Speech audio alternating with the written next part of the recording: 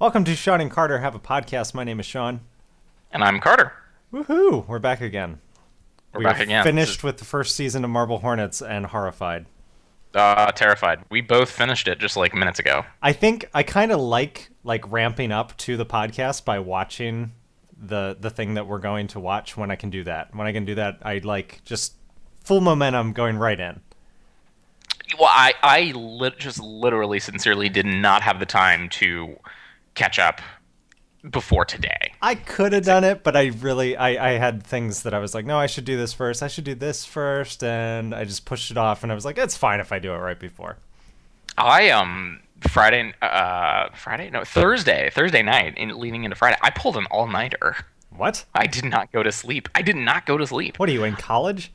I know, and I was writing. I was basically writing a paper, and I did. I slept from 2 to 4, and no, I went straight on into the morning, and then I'm thinking about pulling an all-nighter tonight, but that's just that I can play Star Wars all night. Oh my god! I saw that you got to level 17. I took the plunge.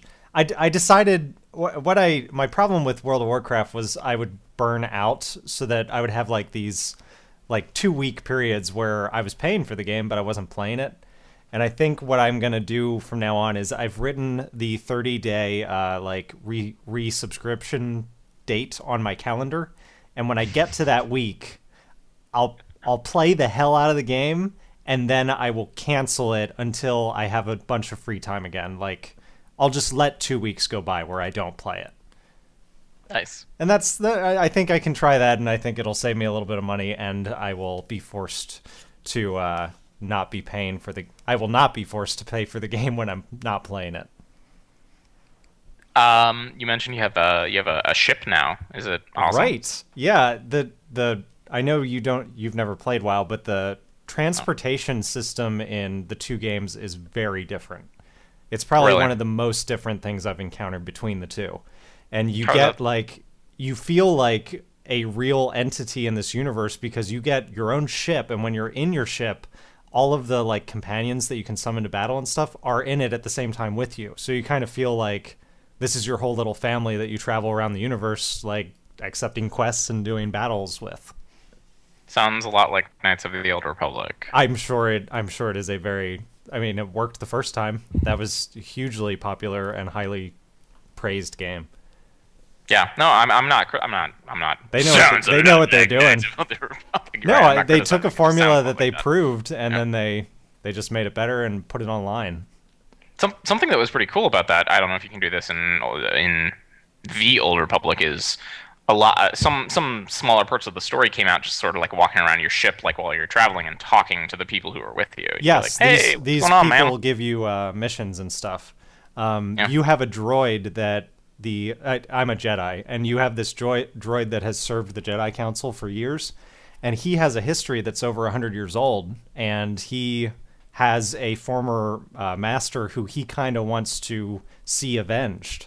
Like, he's a little R2-D2-ish droid, and he remembers this Sith Lord who killed a past master, and he's like, hey, by the way, if you get the time, it'd be nice if you could, wrap that loose end up for me. How cool is that? You know what? Very cool. You know what I think would be really nice? If someone would take the audio from this podcast and cut out Shawn saying, I'm a Jedi, and get that to us so that we can have that. So that we can auto-tune Because it? you just... Yeah, people, you just put it out there. It's you're like, yeah, I got this droid, and oh, by the way, I'm a Jedi. Just saying, I'm a Jedi. I'm not a Jedi. I have not taken the plunge for reasons that I've said before. Oh, well, so all right. So follow-up. We have a ton of follow-up. What, Star Wars wasn't enough? No. Well, this is somewhat related to Star Wars.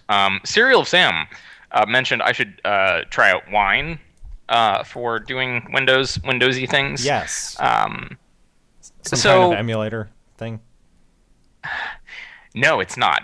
Wine is an acronym for Wine is not an emulator. WINE. Really? So I just walked right Yes. into that trap? You walked right into that. Wine is not an emulator. Cool. I got to the E, and I was like, Wine- it's got to be an acronym, and E must stand for emulator. I was right. Yep, Just not in the right way. you're right, but Wine is not an emulator. I think that a long time ago it stood for I think that's a backronym. Like it stood for something else a while ago, but now it stands for Wine is not an emulator. Right. Basically, Wine is it's an environment that you can run in OS 10 that basically replicates all of the DLLs, all of the stuff that Windows applications need to call to. Replicates or emulates? No. It doesn't emulate them. It's like they're there. It's like it's hard to describe, but it's not an emulator. And I think that my impression is it's been very heavily used in the game porting community, and that's why I don't use it. But maybe I'll try it out if I want to try some Windows games on my Mac. The reason why I use an actual virtual machine is because I want to run Windows. Period. You want the operating system.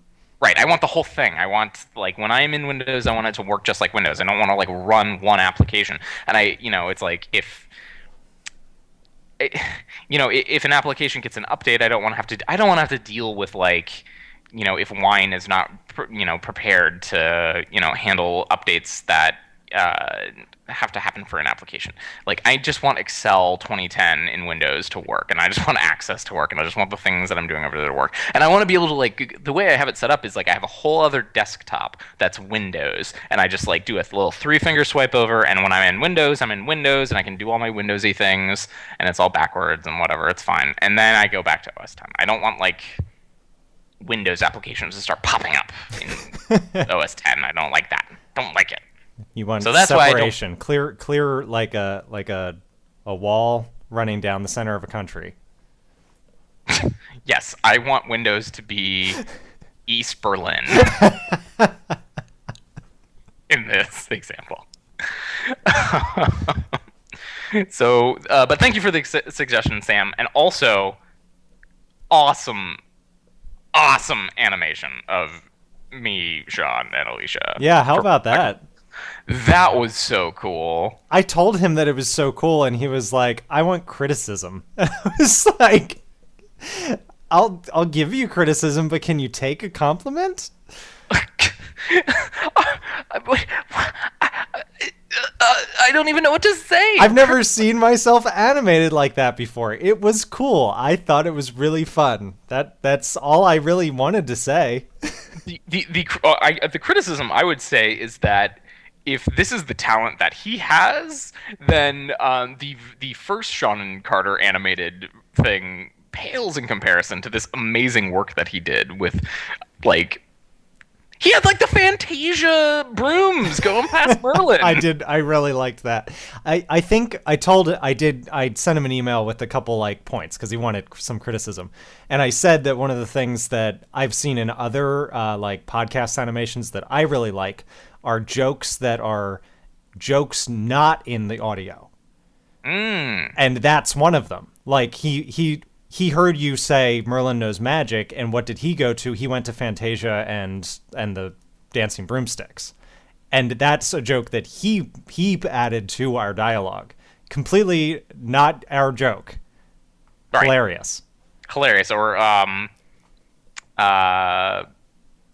at some point when you were talking about Samus and Alicia, Alicia sort of peers out of the corner or something. Right.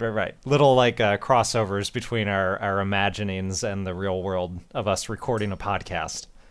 Right, and then he uses the Monty Python version of God. I know. I'm so glad he did. Loved it, man. Yeah, we like it. And Ron of course added he threw his hat into the ring. He was bored on a business trip and made a little animation on his laptop with Minecraft. Which was excellent as well. All about bread. He couldn't believe that we managed to talk about bread for 10 minutes, which I'm working into a segue. How's that for you? Well, thank you for setting me up, Shawn. We were talking about bread last week, and Shawn asked me, why does bread make cookies not stale? The trick he learned from Alicia, right? You put some. Who I found out she learned from her Pennsylvania Dutch grandmother. So there we go. I learned from my not Pennsylvania Dutch grandmother. Okay. That's allowed too. Yes, it's a trick you learn from grandmothers. This is not like a. There are no startup companies out there who are like peddling the bread. It lengthens the life of. And your cookie. parents, they don't know a damn thing. No, parents just don't understand. Thanks, Will. Yeah. So I looked into this. What's going on here? And I said very like hesitantly and provisionally, like I don't think that staleness is what's happening. It's a different effect. It's a different effect. It is. Okay. I'm pretty sure from my 25 minutes of internet research that I know what's going on now. And what's happening You spent is too much time on that. I wanted to know. Sometimes it's worth knowing. Sometimes. This is one of those times. Good. I believe what is happening is actual dryness, and in that environment, you have these cookies which don't have a lot of water in them. They don't have nearly as much water as the bread when you introduce bread to this environment. They're not even close. There's much more, as a percent, there's much more water in the bread than in the cookies. And the cookies are hydrophilic, and the bread is hydrophobic. So the cookies really like water, and the bread doesn't like water very much. Oh. So Isn't this what happens is you put the bread in there. There's this thing that's full of water that would like to have less water in it, and then there are these other things that have not as much water that would really, really, really like water in it. And basically, the bread. This is where the sciencey thing is going to go off the rails. Maybe Ross can figure this out for us. I noticed that he posted on one of the videos. Basically, what happens is I think that the bread is giving off water into the like little atmosphere of this container, and it's changing the relative humidity in there. And then the water goes into the cookies. And right, because you got to seal it in there. You can't just like you have to seal put it in a bowl or something.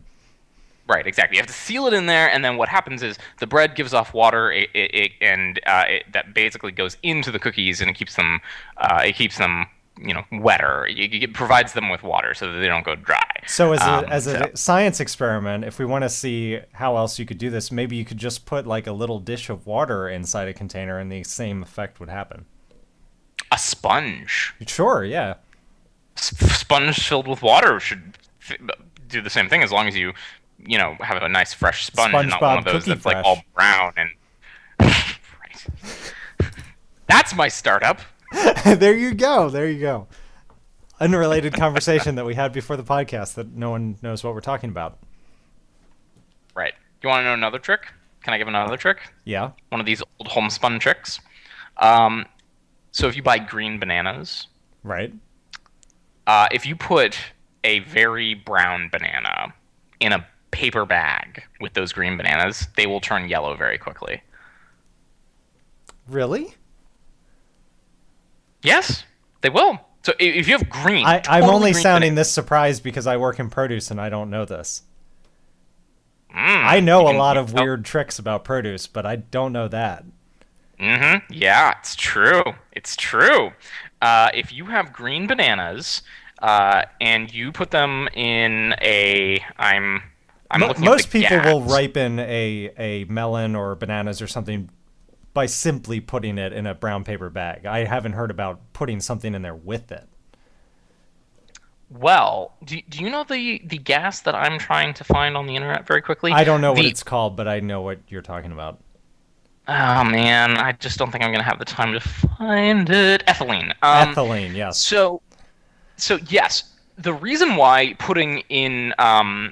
So what Sean's talking about is if you have green bananas, if you put them in a paper bag, they'll ripen more quickly than if you have them just out in the air. Right.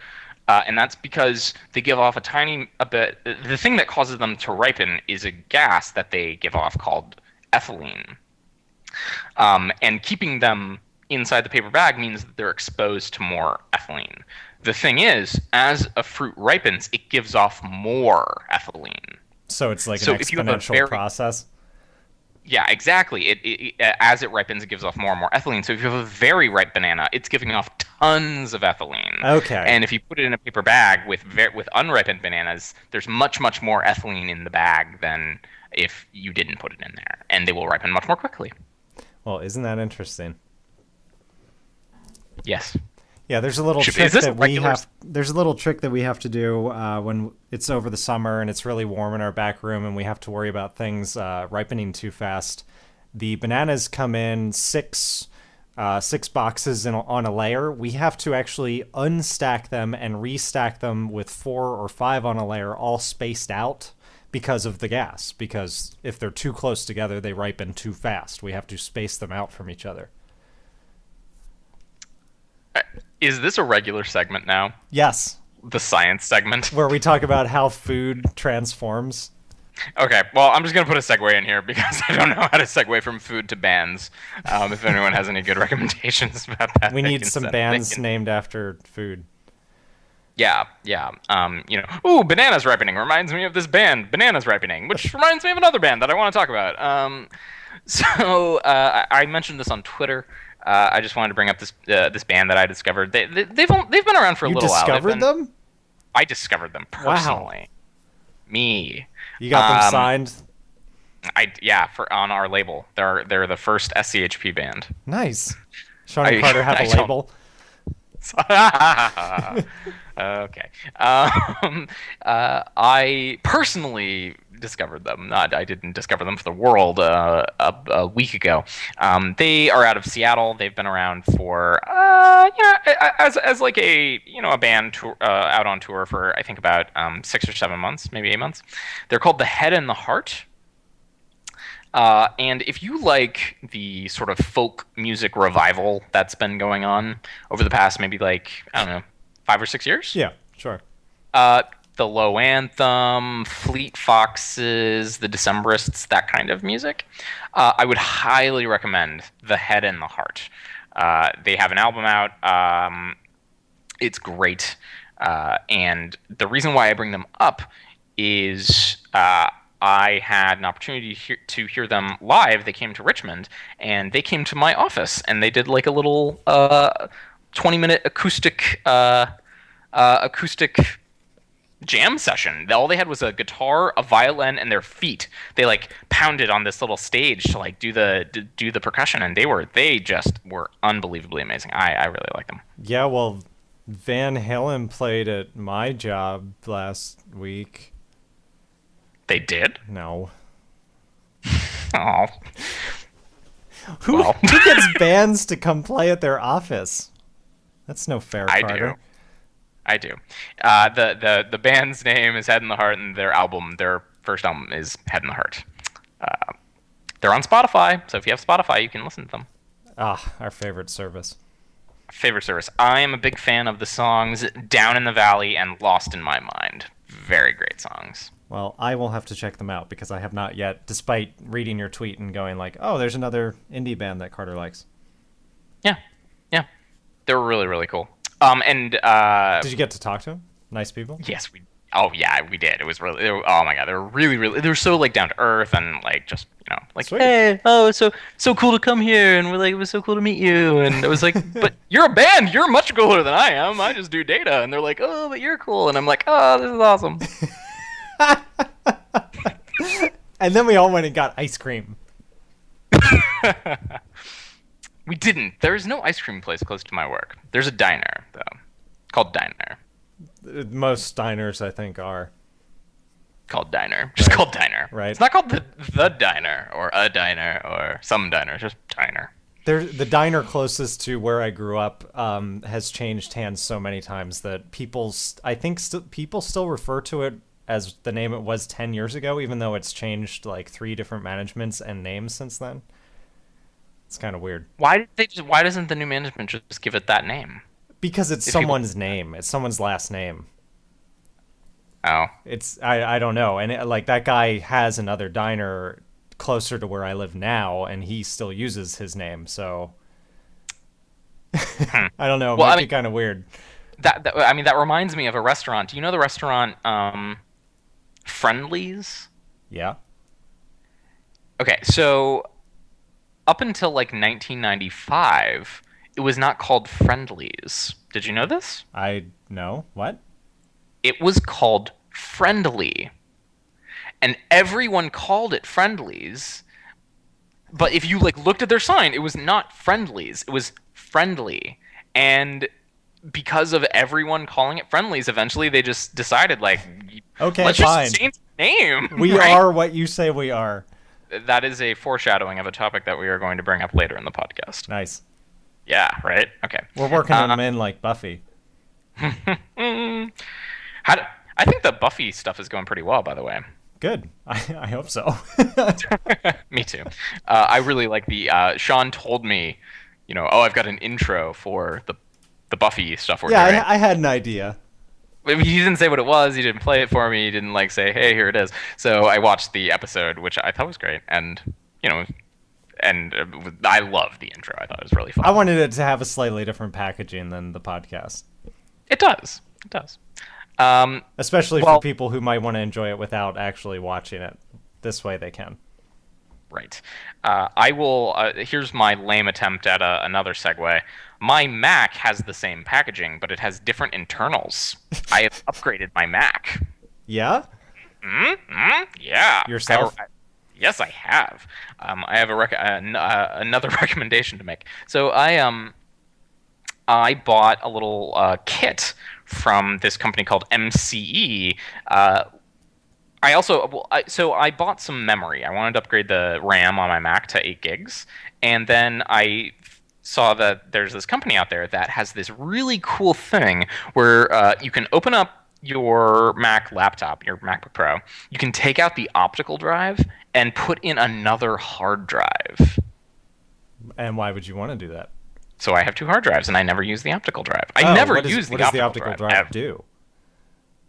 What are you supposed to be using it for? For DVDs and CDs and, little thing on the right. You never use that for anything? No. I can't think of the last time I put a DVD or anything into any computer that I have. I guess the last time I used mine was probably to burn. That's probably the only time I use it for anything, and I don't know when the last time was that I did that.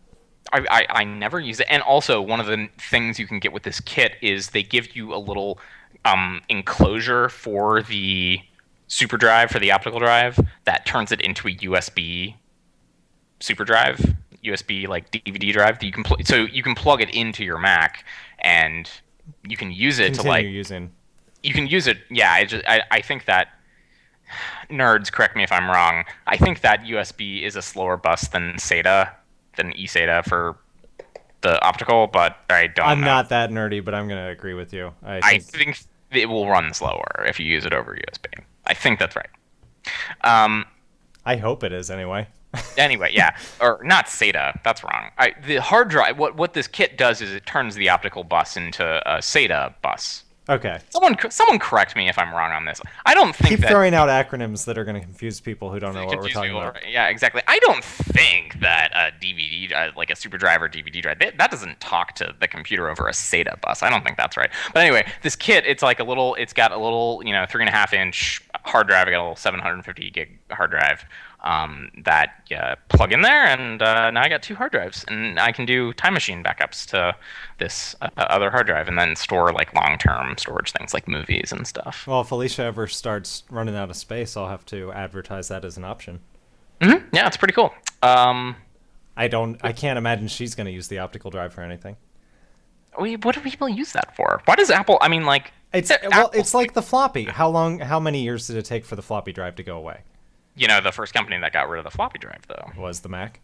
Yeah, the iMac hadn't only... I remember that happening because we used floppies so much in my elementary school that they had to buy a damn external drive for every single computer they had. Why'd you use them so much? Because we had a floppy for each student. They kept all their stuff on. Really? Yeah. Each classroom had a set of floppies I went to school 2 years before you did? Yeah. 2 or 3. And I don't know, we were just we were right on the cusp of getting out of that, and as soon as I was in middle school that was gone. But in elementary school, 5th and 6th grade for me, I remember every computer in the school had an external floppy drive attachment. I went from a very poor neighborhood to a private school. So maybe that's why I've never heard of this. We had computers in every room in my elementary school, and we even had some Macs, but we did not have like there was no system of like keeping your digital work together at all. Although when I was in 6th grade, they did do a little pilot program where all of the 6th grade students got a what were those what were those called? They were those it was an Apple product. It was a Newton, but it had a keyboard and it was like this like translucent green thing with like a screen that looked like it was from a TI-89. Do you know what I'm talking about? No, I don't. I want to call it like an eMac, but I know that that's not right. I'll try and figure out what that was called, and then whatever. But it was a Newton, but it had a little teeny tiny. It was like a netbook, but for 1997. Wow, I have no idea. Had a little stylus. They were really crap. They were total crap. But my school district tested them out, and then never used them. And then I went to another school, and we all had there was a network, and everyone had their own username and password. Right, that's where I got by the time I was in middle school. Right, yeah. By the time I was in 7th grade, we had an email address and a username and a password. And now it seems like most public schools have full systems that are online in clouds for everyone, like things like Moodle. Moodle? Yeah. I don't know what that is. Moodle's like it's a open source program that they can run that assigns everyone logins, and they can have like a digital locker, and teachers can have classes that they like set up with. They can put all the course notes online that they can access from anywhere, et cetera, et cetera. It's pretty cool. Interesting. I mean, my only familiarity with that is Blackboard. Did you use that in college? It's very similar. It's a very similar thing. Yeah, I started with Blackboard at my college, and then when I was student teaching and I went back to high school, that was the first time I'd seen this kind of like integration, and I was like, wow, I thought I was doing something cool at college, but apparently everyone is doing this. That's so interesting. I guess that will just continue happening if I don't interact with high schoolers or middle schoolers, is that they'll just have more and more technology that I'll be amazed by. Right. I mean, when I saw some of the cows, the computers on wheels, like they had full sets of very nice MacBooks in this school that I was in. Like four cabinets of 30 MacBooks that they just toured around the school, and whichever classroom needed them for the day, they'd wheel it all in. We didn't get that stuff. It's like the language lab. It's like our language lab in French class, but it has a computer in it instead of a tape recorder. A tape what? Sorry, guys. Oh, goodness. I'm sure they don't use those. I'll just go back to sitting on my porch. I had to use a tape recorder for a test for AP French. You had to record something on a tape. I remember doing that for Spanish. Tape. Sure, yeah. Do you think they still use that? That wasn't. I mean, how long ago was that? Maybe like 7 years ago. They can't still be using tapes. Someone in our audience, if you're in an AP language class, do you know if you have to record to a tape? If you know what a tape is, do you have to record to a tape anymore? Or do they have some sort of digital thing, or like online or whatever? I don't know. Pick up your headset and record with fraps. Right. We have more Mac and Windows stuff to talk about, so there was a little bit of confusion about this, and I want to clear it up. So, Shawn, you're on a Windows computer right now, correct? Right? Okay. So, are you going to tell me to minimize a window? I'm going to tell you to do that. So, can you have a random window open and click the minimize button? Okay, I'm doing it. All right, I did it. Okay. So, can you describe what happened? Okay, it went through maybe 5 or 10 frames of animation, and I saw it kind of shrink down to the taskbar. Right. So it's sort of like it just scales down. It does not transform. It just scales down and disappears. Right. It kind of gets translucent, and it gets very small. It starts getting smaller, and it kind of gives you an idea of the direction where it's going. Yes. Right. Like, I'm heading down toward this icon. So a couple of people mentioned, like, well, Windows has this thing that I was talking about last week too. Like, this is not just on the Mac. And I was talking specifically about the default minimize behavior on a Mac, which you can change. The default behavior is something that Apple calls the Genie effect, which is different from what I would call the scale effect. So I have my Mac set up so that the thing that Shawn just described, that's basically how my Windows work too. Right. They like just kind of get smaller and they go away, and they kind of like a non-fancy version. Very non-fancy. It's just like I'm heading towards this icon, and then I go away, because I have like a mental map of where all of my icons are, or where all my windows are. You don't need to be reminded.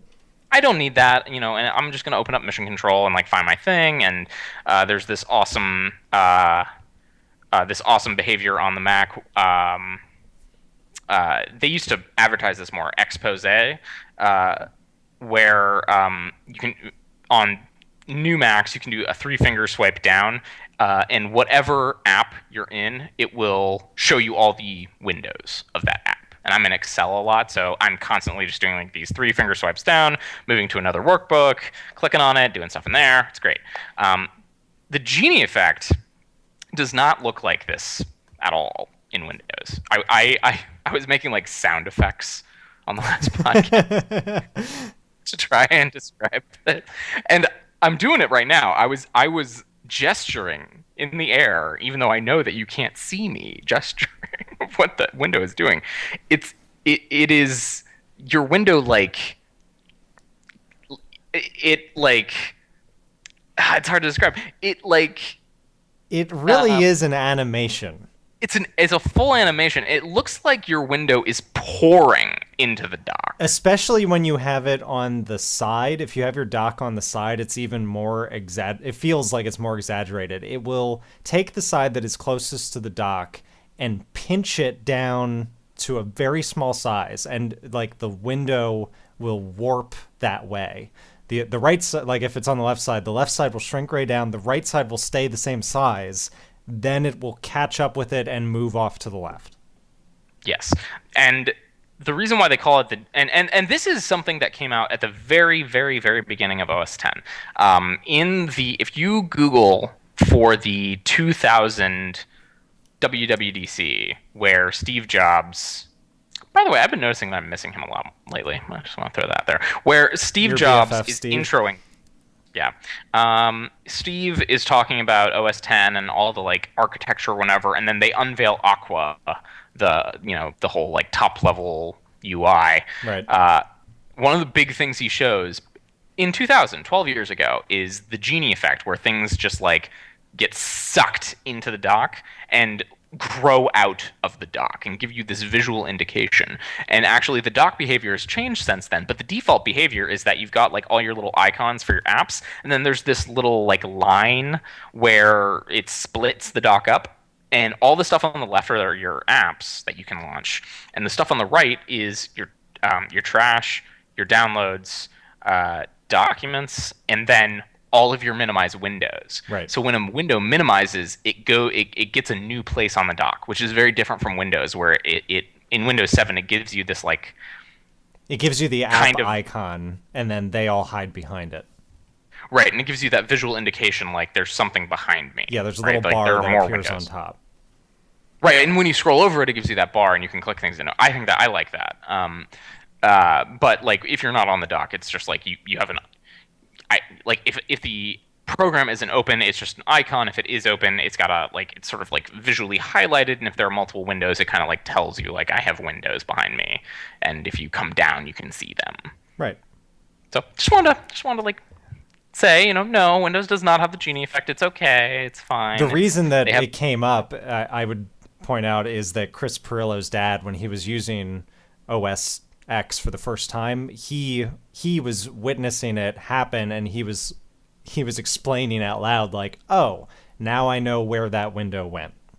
Right. Like he saw it go there, and he was like, the operating system is telling me that's where that window is if I need it later. Exactly, and that's why we called it out, because that is one of the default behaviors of a Mac that's different from the default behavior of a machine running Windows, that makes it easier for novice users to very figure out what's exaggerated, going on. pretty effect. It's going to catch your eye. especially if you've never seen it before. Exactly. So I was praising that, although like I said, I don't use it myself because I would get annoyed by it eventually because I have like dozens of windows open and I minimize them all the time and I'm whatever. I got one more thing before we go to random question time, and this is I want to half scold Lionsgate. This just came up. Came up before we started recording. So this book got turned into a movie. You been hearing about this? Which one is that? Games. The Hunger Games. The Hungry Games. Yeah. The Hunger Games. I think I saw somewhere that it had the most pre-sales of any movie ever. It was the most pre-sales of any non-sequel. Of any non-sequel. So why did they have to? Is that for Spider-Man or Batman? I actually did not see it. The article I was reading didn't say what the sequel record is. I would assume it's probably a Twilight movie. Aw, damn it. You're probably right. I think it is. Oh, Harry Potter. It's either Twilight or Harry Potter. I don't know which one. Can it be Dark Knight? But I mean, I talked about this with Alicia, and I pointed out, like, this is not... You can't say that this is the same as another non-sequel, because this is part of a franchise. Like, this is an established franchise that... It's not like it's just going to stand on its own. There is never going to be a movie that beats this record that is not attached to a franchise for a non-sequel. Yeah, I think you're right. It's got to carry the hype with it, or it's just not going to go anywhere. Maybe a James Cameron, but how often does that happen? Every 5 or 10 years. I was thinking,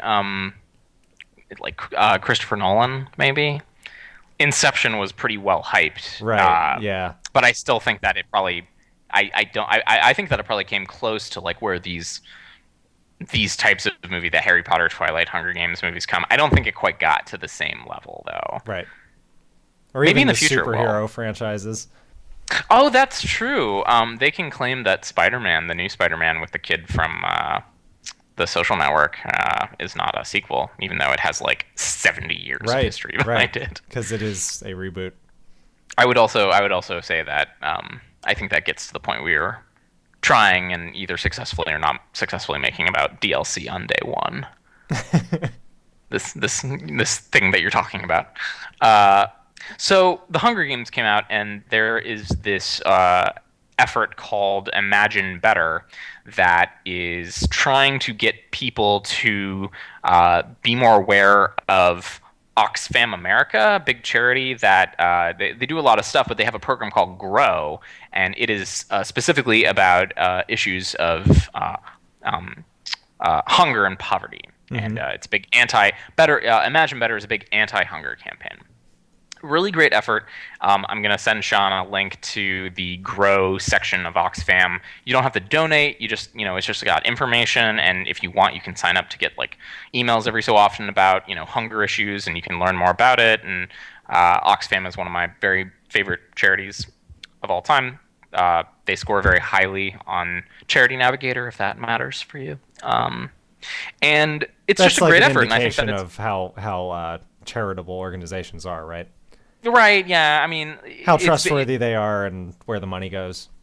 Yeah, like how transparent they are, and how much of their money goes to program versus like administrative and fundraising costs and stuff like that. They score super, super highly on that. They spend a lot of their money on actual programmatic efforts to help human beings, as opposed to like marketing and advertising and their website and the money that you have to spend to make money. Right. So. Great effort. I've been donating to them regularly for about 5 or 6 years. I love them. And Lionsgate is the studio or the distributor for the Hunger Games, and they actually had the balls to try and get an injunction or to stop this Imagine Better campaign from like linking up the Hunger Games to this effort. Because they said it was like hurting their marketing efforts for the Hunger Games. I can't imagine how it would be hurting their efforts, I can see why they might be a little weirded out by it. But it might just make it worse if they say something about it, right? Right. Like, you would think that it's just like, here's this totally above the board effort that is saying like, hey, there's this movie, The Hunger Games, coming out. Before you go see it, why don't you think about actual hunger in the world? And Lionsgate was like, we don't really want people thinking about actual hunger. We just want them to go see the movie. And there's not some guy at Lionsgate going, hey, if you say that, we're going to look like a-holes. Well, apparently they didn't ask that guy. And then he found out and he was like, guys, we look like a-holes. We're not doing that. And they pulled it back really quickly. And this Imagine Better campaign is like doing their thing with the Hunger Games and Grow. But it just boggles my mind how... who are the people who are like, yeah, let's just go after this charity because we want to make sure that our marketing is totally undiluted by real world problems. They're not paid to think about real world. I guess that's true. I was actually rickrolled by a Hunger Games related headline on Twitter that said, breaking news, no concessions allowed at screenings of Hunger Games. And I was like, what? Really? Like, is that some kind of bizarre market? And then I clicked it and it was just rickrolled. That's awesome, actually. That's the first time I fell for a rickroll in a really long time. Months. I like that. It was retweeted by Edgar Wright, the director of Shaun of the Dead and Hot Fuzz. Okay, it's random question time. It's random question time, John. Got some random questions. Got a lot of them. Yeah, I know. I even threw for the first time, I hashtagged my way into this bunch. Yeah, now I don't even know what to do with this. Because you don't have an R name, do you? No, not I can't even like nickname my way into that group. Nickname or pen name or anything. Right. I mean, Will got in because his Twitter name is Ricari, but now it's just random questions, RQ. So we have a couple RRQ and one SRQ. Ron sent like 20 random questions this week. So he was on a roll. I don't know what was going on with him. I don't know. So I picked two. The first one is Shawn or me. Have you ever been trapped in an elevator? No. Done. Next question. No, you, I have Carter? something to say about this. Me? No, I've not been trapped in an elevator. Well, I've been in an elevator for like 4 minutes that like stopped between floors, but I wouldn't call that trapped. No, I wouldn't either. But I do have a story about it from a family member.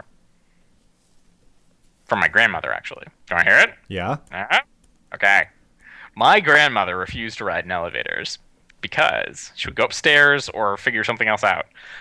Because when she was, I believe she was working for a doctor. She was a secretary for a doctor when she was like in her 40s or something. And she was on an elevator, and she was in an elevator with two other women. One of them was very, very tall, and one of them was a little person. I believe that's the correct terminology. Like very, very, very little person. And the elevator stopped, and they had to get rescued. And she was in the elevator for like half an hour or more with these two women. And the thing that... So my grandmother is claustrophobic, so obviously she was not going to be happy about that situation. But the thing that kind of like cranked it up to 11 for her was that the little person had a heart attack. Oh my God. In the elevator. And my grandmother, working for a doctor, she like treated her and helped her and made sure that she was okay, but like it permanently scarred her for life, basically. This little person, and I guess she got no help from this very, very tall woman. And that's when we learned that tall people suck. Tall people sucks. So Shawn and I were awesome because we're average. We're average. Yeah, I've never been trapped. I don't think I know anyone who's been trapped in an elevator, but when I was younger, more so than now, I have experienced feelings of claustrophobia. I don't think I've ever like really freaked out, but I had times when I was like with my parents and we were in a big crowd, and I would start to feel like I was going to pass out. Like I would get really lightheaded and short of breath, and I would feel like I was like trapped, even though I wasn't trapped. I was just in a crowd of people, but I would start to feel that way. I haven't felt it for a while, but I would imagine if I got trapped in an elevator and there were other people in there, it might start happening pretty quickly. That's a pretty common panic-related feeling. I feel like it's a rational fear to have. Yeah, that you can't escape. Sure. Yes, of course. That is totally reasonable. Tight spaces are can make the most sane people feel stir crazy. Yes, I totally agree. Totally agree. I also never saw that Shyamalan produced movie about people in the elevator. Devil? Was that it? Devil. I saw that. Was it any good? It wasn't bad. Oh. It gets It wasn't one bad. thumb up, one thumb down. One time. Yeah. Do you have any intention to see it? Well, now I do. If it gets okay, the Carter well, not bad. it gets a not bad. I would say a lot of movies are not bad that most people would not see. It's pretty. I liked it. It was short. And I thought it was well paced, and Short is always a good thing for a horror movie. yes. I'm desperately trying to see Silent House, which got not great reviews, incidentally. Which is also fairly typical for a horror film. But that's typical, and that would not discourage me. But I will just say that it's right now ranked. It's got a 44% on Rotten Tomatoes, which we're gonna have way more to say about it later, but Cabin in the Woods screened at South by Southwest to rave but very quiet reviews. Yeah, we never talked about the trailer, but that trailer is not what I was expecting. Although it made me want to see it more. Yeah, me too. Than I had before. I've read very little about it, but basically just after the crowd saw it at South by Southwest, he was like, "Go ahead and think it's cool, but please be quiet about it." Like they want people to find this and discover what it is when it comes out in theaters next month. I'm sure we'll talk about it. Another random question: colored pencils or crayons? What's your opinion? Pen. Pen. That's not the question. It's pencils or crayons. I guess I'll go with colored pencils if I have to choose. But I'm never going to use either one of these for anything. Well, like you're on a desert island. This thing again. We have 5 million albums and we have to label them. Right. You're on a desert island that's made of paper, and you either have colored pencils or crayons. I think it's colored pencils too. Well, if Crayons you're are on a very desert difficult to island, work you don't with. want crayons because they're going to melt. So there we go. Okay, Michael Cera just interrupted our lives again. He hasn't popped up recently, so we started experiencing some pretty bad lag. I think I'll go back and fix it in the in the part that I am leaving in. There's going to be like this really weird disjointed part that I'm going to have to go back and fix. Yeah. We tried to hang in there as long as possible, but Michael was just not having it. He was just... He's such a little prankster. He's like Loki. That he is our Loki. So, Will's random question. Yes, his question on Twitter, his question of the week, he calls it a question of the week because he only asks one, which I appreciate. So I don't have to call through all of them, but not to discourage Ron in any way. But Will's question is, what, in our opinion, what is the second least enjoyable movie to watch ever?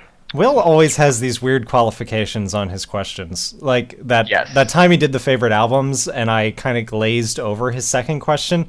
I'll mention it now. His second question was, what album would you listen to if you knew you were going to die? Which is, and when I glazed over it and I was like, he basically just means pick your favorite. He was like, no, like what album would you want to set the mood for your death? And I was like, that is way too weird of a question for me to even wrap my head around. Weird question. It's a weird question. You know what I'm surprised we have not gotten yet is what is our death row meal? Well, I don't want that question. I don't. If anyone asks it, I don't think we're going to answer. We were talking about it at work the other day, and I'm like, I can't answer that. I just don't know. It's too weird. It's weird, and it like brings up to like way too many like things. I don't want to think about that. So this one's a little. It still has a lot of qualifications, but we're going to answer it. Second least enjoyable. Right. So the way that I parsed this is we basically have to decide what our least favorite movie is, and then we can kind of like maybe we don't know what our second least favorite is, but we know like the boundary of Right. unenjoyable movies. And Sean, you said that there were a whole class of movies that you just turned off.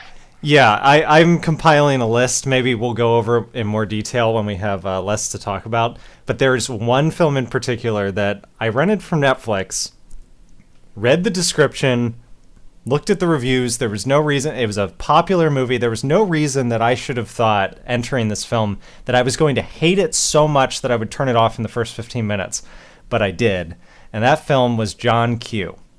Have you ever seen it? No, is that with Denzel Washington? Denzel takes a hospital hostage so that doctors will treat his sick son. And it was terrible. It feels like an exploitation film that is not aware that it's an exploitation film. That's what it feels like. And I saw the whole premise and I was like, is it really going to be like this? And I finally, like, he shot someone or something. I was like, yep, it's really going to be like this.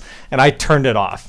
I never finished it. Wow, I think that takes I think that wins. I don't think I've seen a movie that bad. That is my worst moment watching a film. So if I want to go one step back from that, the worst movie that I've ever sat through wasn't bad. Like, it wasn't like I was repulsed or completely turned off or anything. I don't remember a thing about it. And immediately after watching it, I was like, what a waste of time.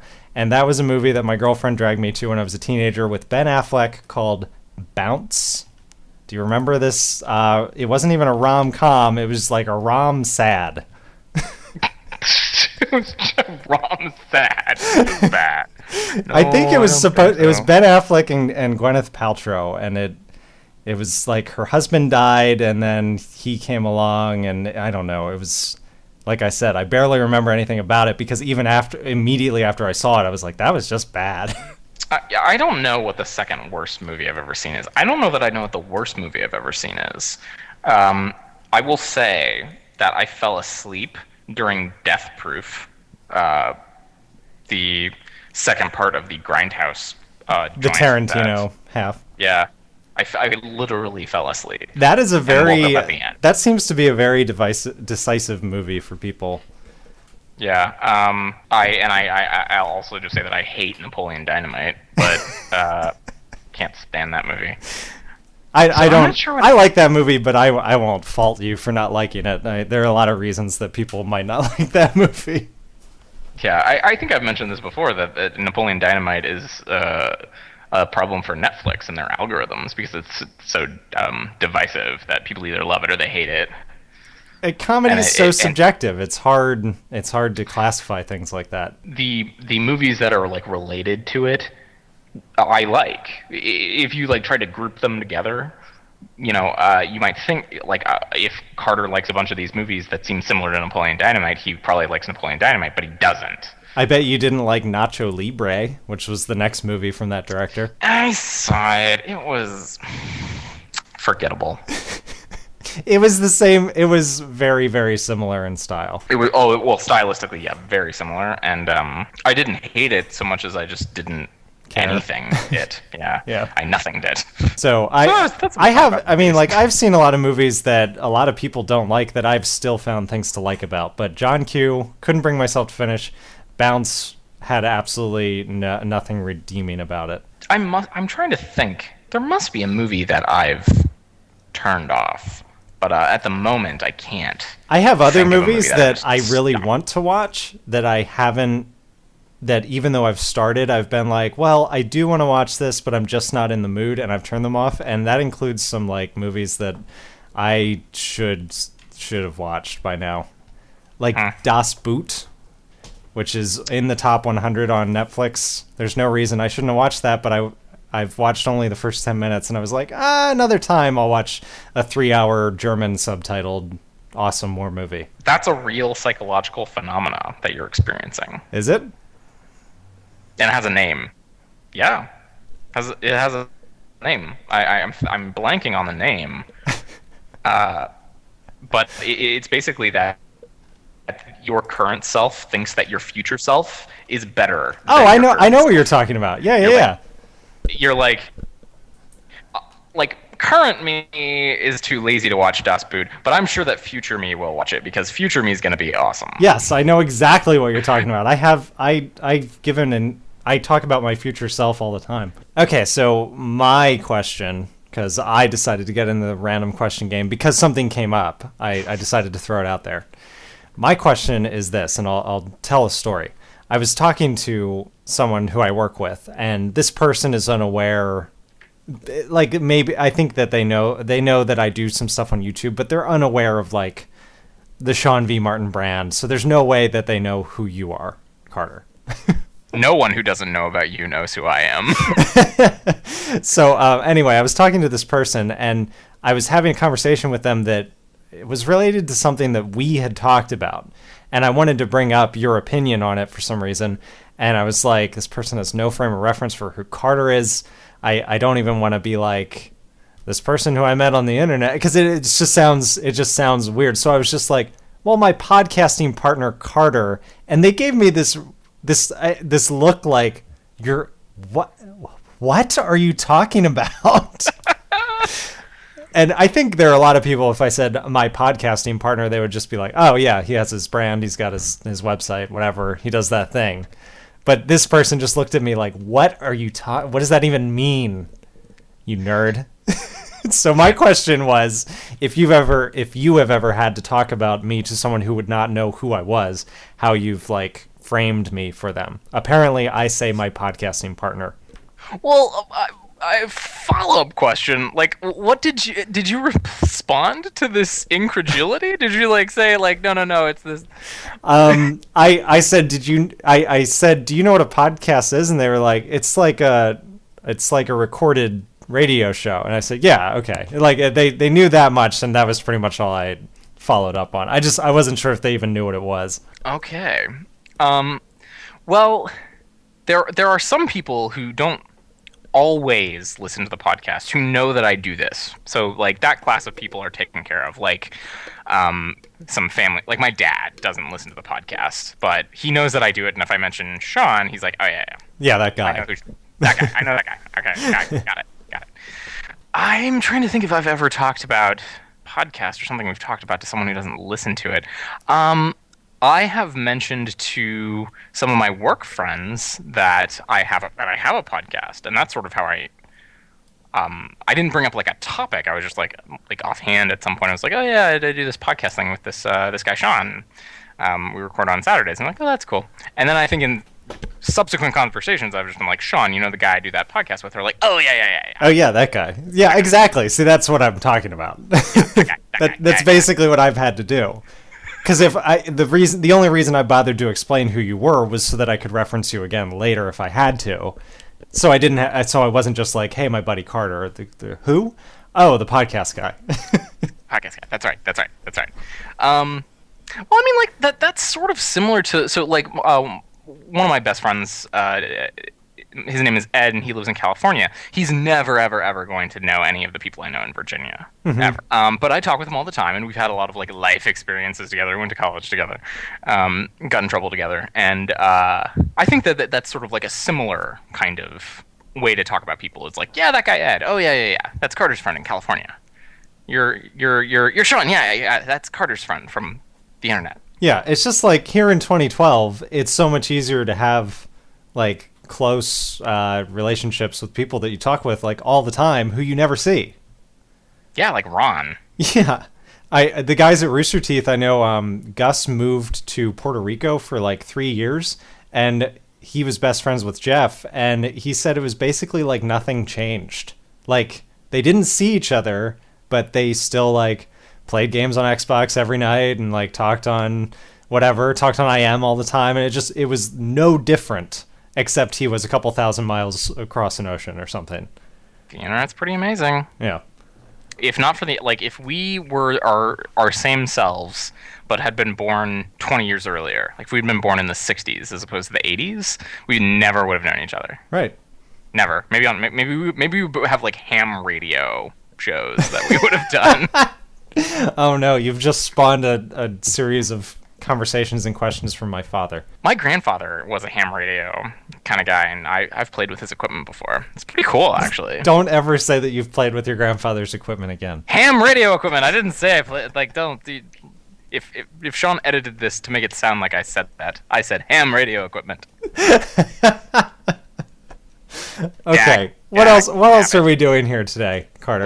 We have two topics, and then we have Marble Hornets. You've already used the PR pants thing in one of the descriptions on iTunes, so yes. But this is one that really is like, I forgot about a number of scares in this week's Marble Hornets stuff, and I was like not paying attention. I was like, oh my god, this totally got me. But we gotta hold off on that for a little bit. We got two things to talk about. We'll try and get through them quickly.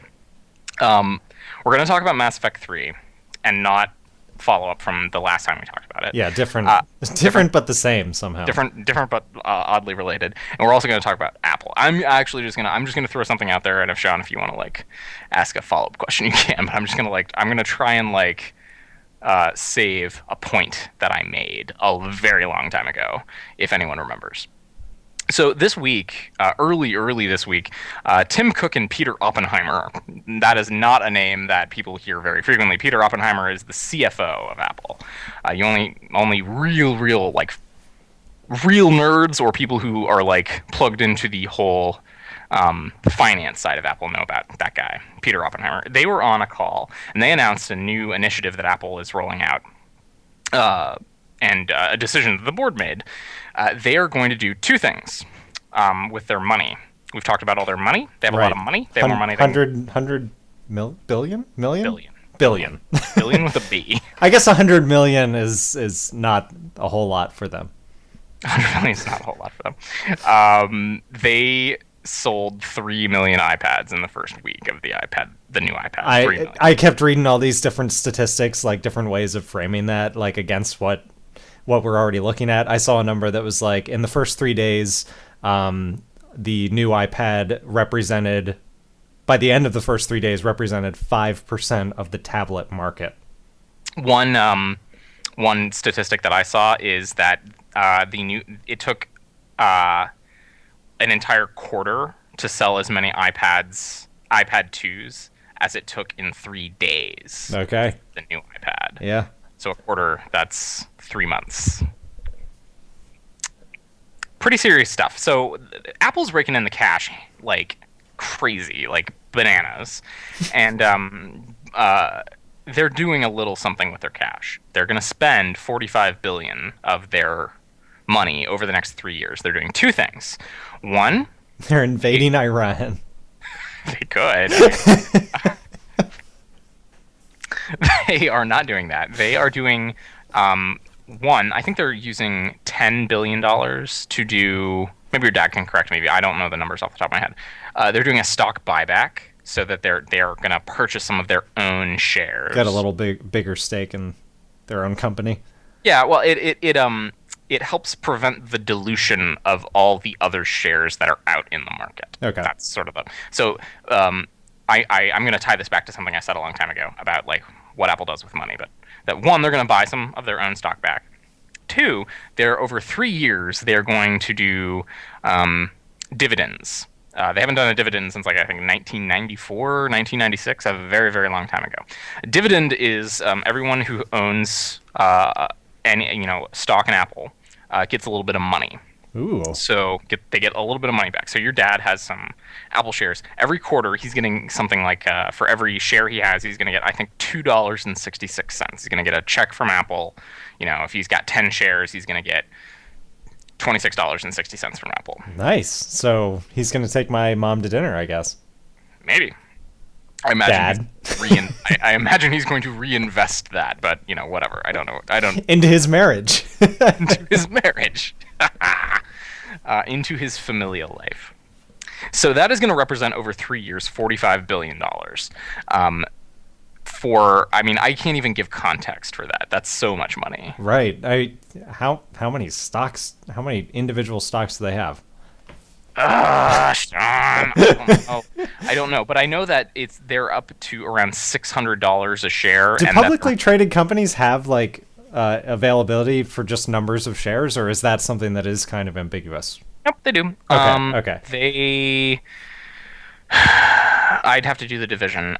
They have so they're a single. I mean, the way the market works is actually really complicated, but Really? yeah. And I'm actually not an expert. And also, I will say this: Back this away is from this advice. as far as you can.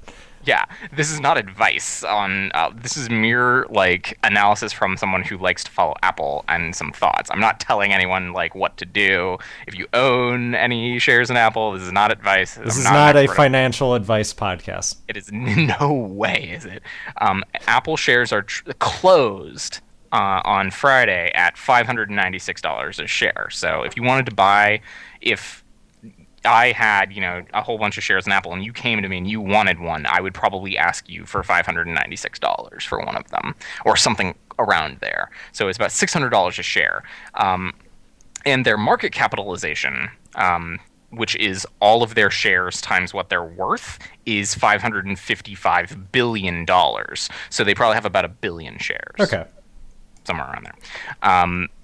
And they're going to buy some of those up themselves. So whole bunch of money there, a whole bunch of stuff going on. Two things. They're buying some shares, and they're going to give some people some money back. So if it's 1 billion shares, does that work out right? It's I said 2.66 a quarter, so that's about 10 plus a year. Yeah, that works out right. Sure. That's about right. Yeah. Over 3 years. Yeah, that's about right. So it's about $10 billion a year, $30 billion over 3 years, plus the stuff that they're buying is an extra 15. I think that all works out. I can do math. You do it more than I do. Yes, it happens to be my job. I hope I can do math. So I said. So why are you bringing this up? Why am I bringing this up? I think in the SCHP maybe like 6 or 7. I said. Suddenly I feel like we have a sense of history here. Yeah, right, man? We do. We have a legacy. I said, well, when Steve left, I mentioned, like, I'm thinking of some things to look for to know that Apple is starting to fail, right? Or they're like going in a wrong direction. And then I sort of waffled for a while, and then I finally came back, and I said one really definitive thing, and that was, I'm not sure if, things changing in the design of their products or when they launch stuff, I don't know if I'm going to be able to tell, like, when it happens that Apple is sort of faltering. But one thing I know for certain is if they do a dividend, that they're in trouble. Oh, okay. Yes, I recall this. And I called it a derivative at the time. And then I followed up and I said, I call it a derivative. I obviously meant a dividend. Because if what I said, and I think that my logic still makes sense, but I have the matter is more complicated, and I'll explain it. What I said was, like, if Apple has all this money, I think back then they only had like $70 billion as opposed to 30 as opposed to 100. If they can't, they have the managers, the people who run the company, have a responsibility to the shareholders to use their money. They have a legal responsibility to use the money in the way that is going to benefit the owners and the shareholders the most. Right? And if Apple thinks that the thing that will benefit the most is just giving it back, giving money that they made back to the shareholders, and it's not like buying a company or building a data center or innovating in some way, then I think that means that they're in trouble. Logically, you might think that means they're out of ideas. Right. If they can't spend their money, then they don't have anything to spend it on. I think that that's still true, but Horace Dediu of asimco.com did some analysis. He is one of the foremost, like, real analysts on following Apple. So this is the guy you should take financial advice from? This is the guy. I think he'll also say, please don't take financial advice from me. I'm just whatever, but, like, he's much more of an expert than I am. Even given the $45 billion, $15 billion a year, basically, over the next 3 years, is... at this point, with the amount of product that Apple is selling, they will still be accumulating more cash. They're outpacing that rate that they're giving it away. So that basically what they've said is, we want to at least try and cap a little bit the amount of cash that we're accumulating by giving some of it back to shareholders and buying back stock so that our value doesn't get diluted.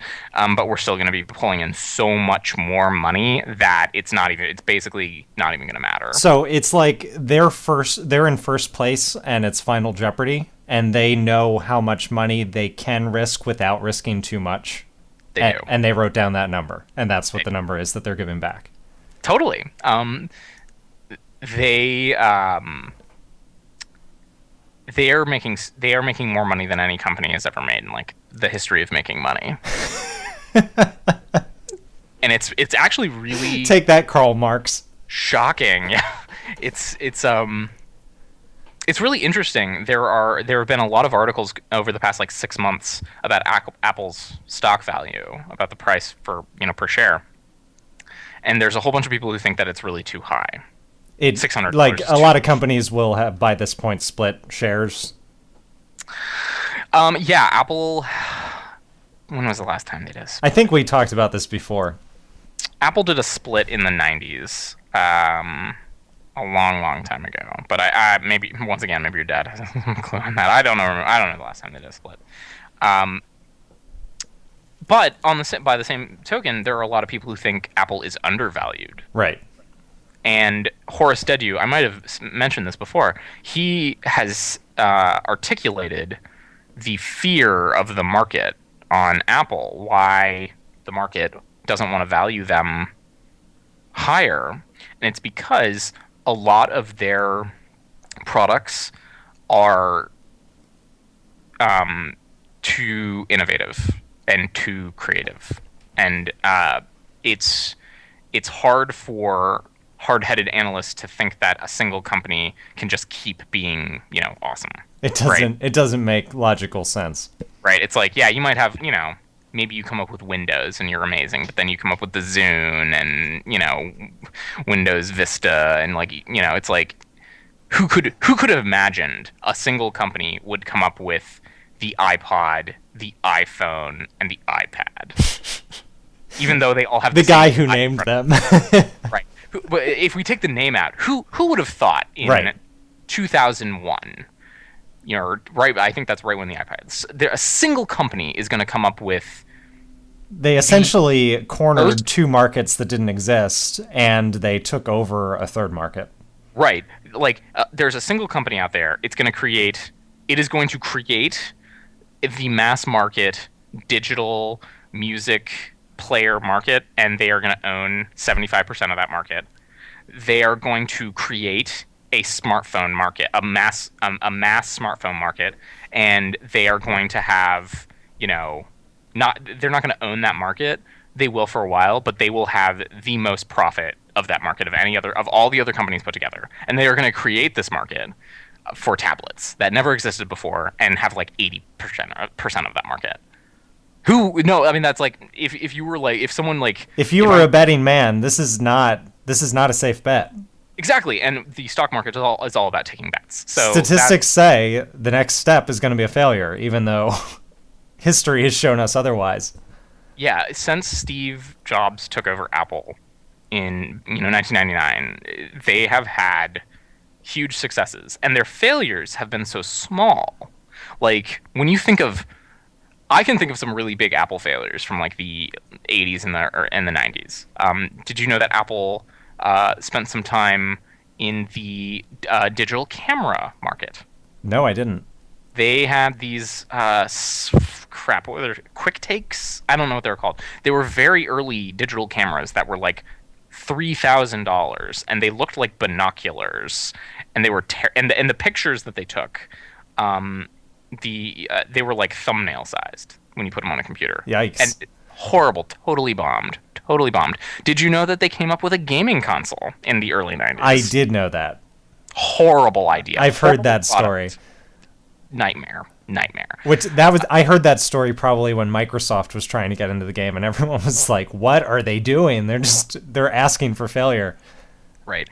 And also, just looking at Apple in the 90s, it's like, do you have an Optima 3338B or a Performa 90X, or it's like they had this really crappy product model. It made no logical sense, and now it's like they have, I think everyone, I don't want to say everyone, but I think that most people who follow this kind of market knows every single product that Apple has.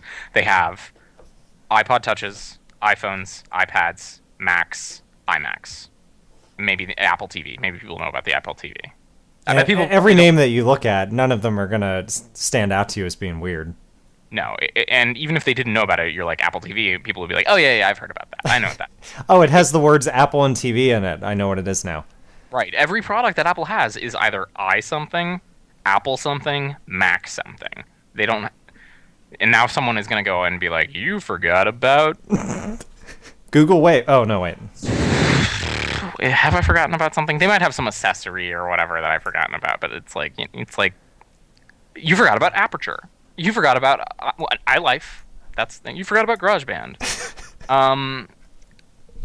But seriously, like, this company is ridiculously profitable. They're raking in like revenues that companies have never seen before. I haven't checked today, but I think that they are the number one publicly owned traded company in the world right now. I think that they're still above Exxon, and I think that I'm still right, basically.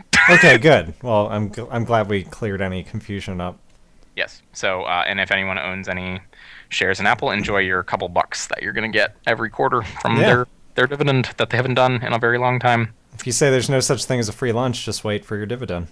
Exactly. I think someone calculated, like, if you wanted to have like an average middle class income from Apple shares, like you want to make like $45,000 a year or something, you would have to own like $20 million worth of Apple stock.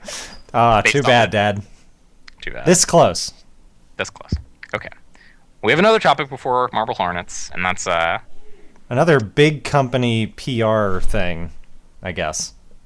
/ confusion and questions. This is a whole new thing. This is something I don't think we've ever seen happen before.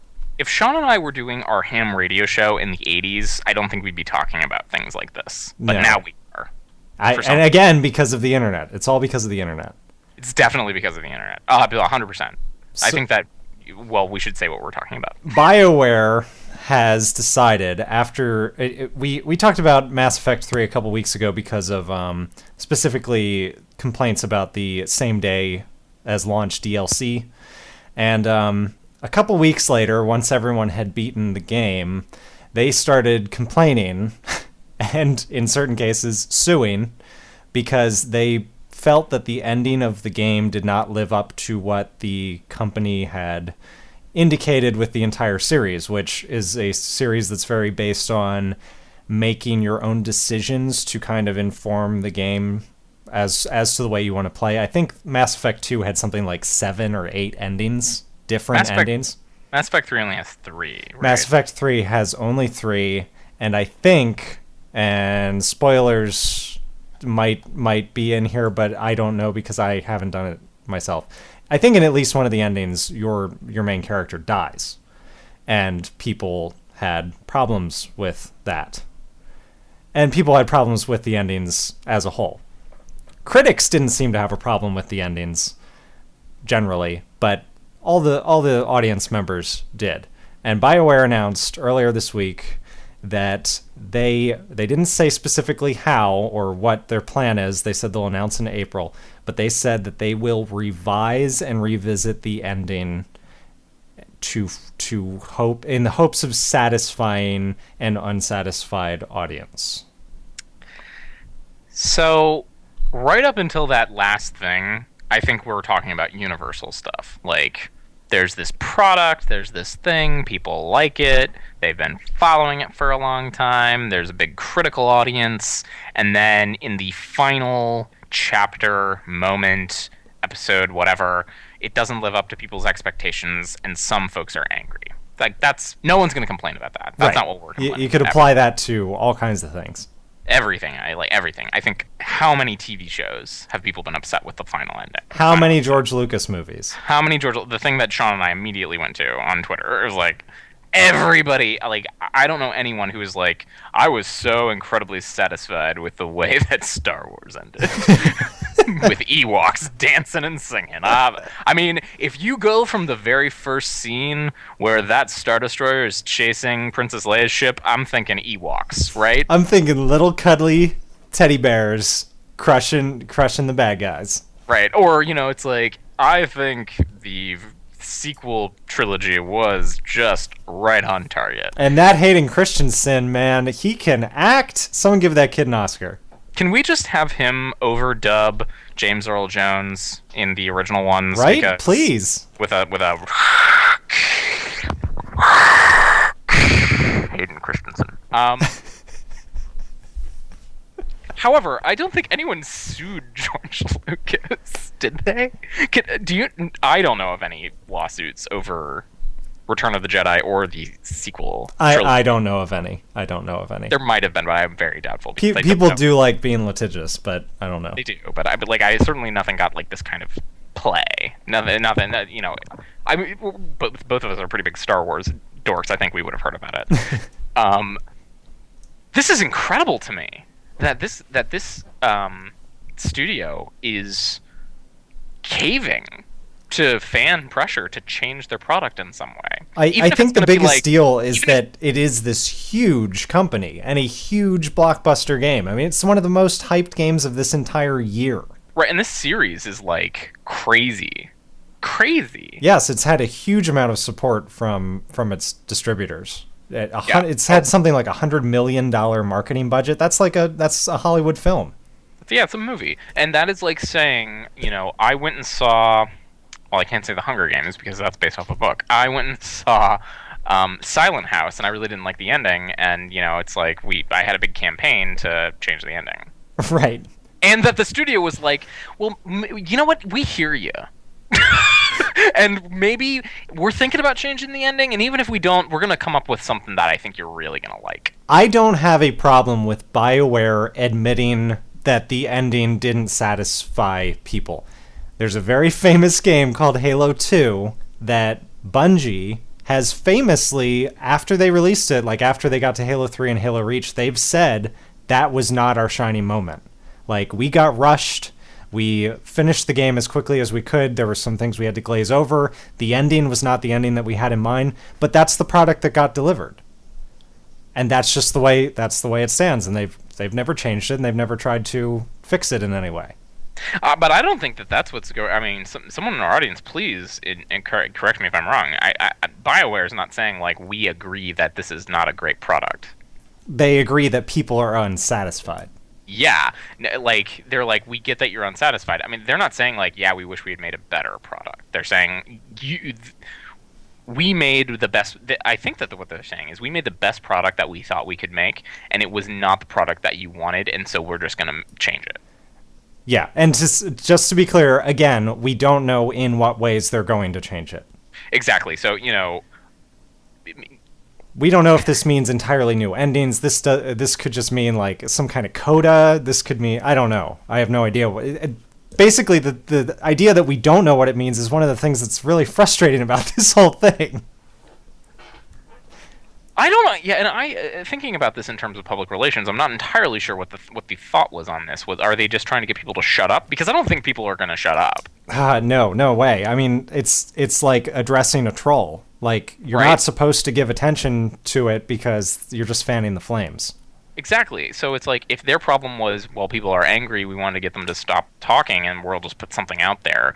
I don't think that this was right. If they, then that makes me think that, okay, if I was at BioWare, and I'm sure that they have people smarter than I am who are making these decisions, I wouldn't think that. So then, what are they thinking? Well, if they said something like, we have people going through all the Facebook posts and Twitter comments, and like we're going through everything and analyzing it and trying to see like what people think are wrong, that makes me think that this is what I really think, is that there was the developers and the team that did Mass Effect 3, and that there were studio people, and the studio people are not artists, and they don't know anything. Okay. Right? And that they are like, man, we're getting a lot of hate over this ending. And I know all they're seeing dollar signs like running out the door. Yeah. If I'm a studio person, I don't know anything about art, and I don't care very much. What I hear my developers say is, look, I know that some people might not like this, but this is what we were going for. This was our vision. And I say, I hear you. But on Twitter, we're seeing all these people who think that your vision is really shitty. People don't like this. And I think, one, we want to make more games, and we want those people to buy them. And two, I would really like to sell another product to these people who seem to be indicating that they would like it. If we gave it to them. So this is win-win for me. You guys came up with a great product that has left people wanting, and that generally means that they will pay for it. So we're going to do that. So go start making a coda. And it better be like what they're talking about on Twitter. It better be just like what this 13-year-old wants. It better be. And then eventually BioWare becomes Fox. Ooh. Ouch. I've got this great page of have a podcast gets real. Right. I've got this great page of GameSpot editors getting real about the way that they reacted to this news on Twitter, and they've got just about the entire gamut covered. The fifth tweet from an editor is, so many of you wish it was George Lucas instead of BioWare right now. So even they were like right on the George Lucas train with this. Right. But I mean, I think at the same time, this wouldn't and couldn't happen in other industries, right? I could be the same studio flack at a movie studio. Well, see, in a movie studio, this would happen in the test screening. This would happen before it got released. And you've seen movies that have been ruined because of testing. Did you ever see Idiocracy? Oh man, that was a lame movie. That movie was lame because it had 20 producers' notes taken into consideration when it was in post. That movie had a good version, and it was ruined by studio people who didn't know what to do with it. I'm gonna just put this out here again. I mentioned this a couple of podcasts ago, that if you want, the video game industry is very special.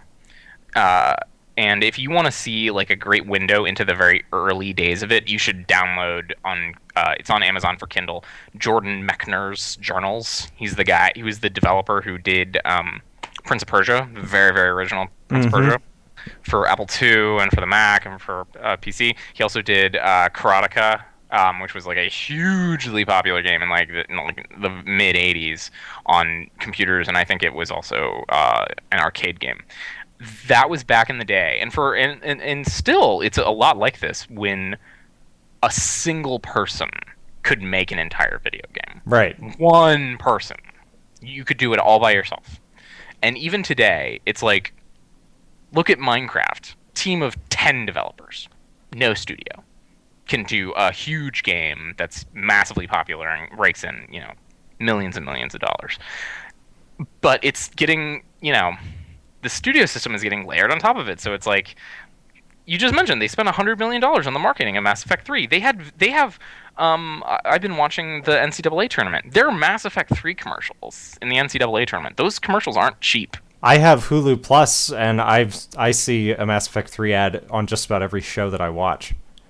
And they're good ads. Yes, they are excellently directed ads. I'm sure they cost a whole lot. Yeah, like Retake the Earth or something. Yes.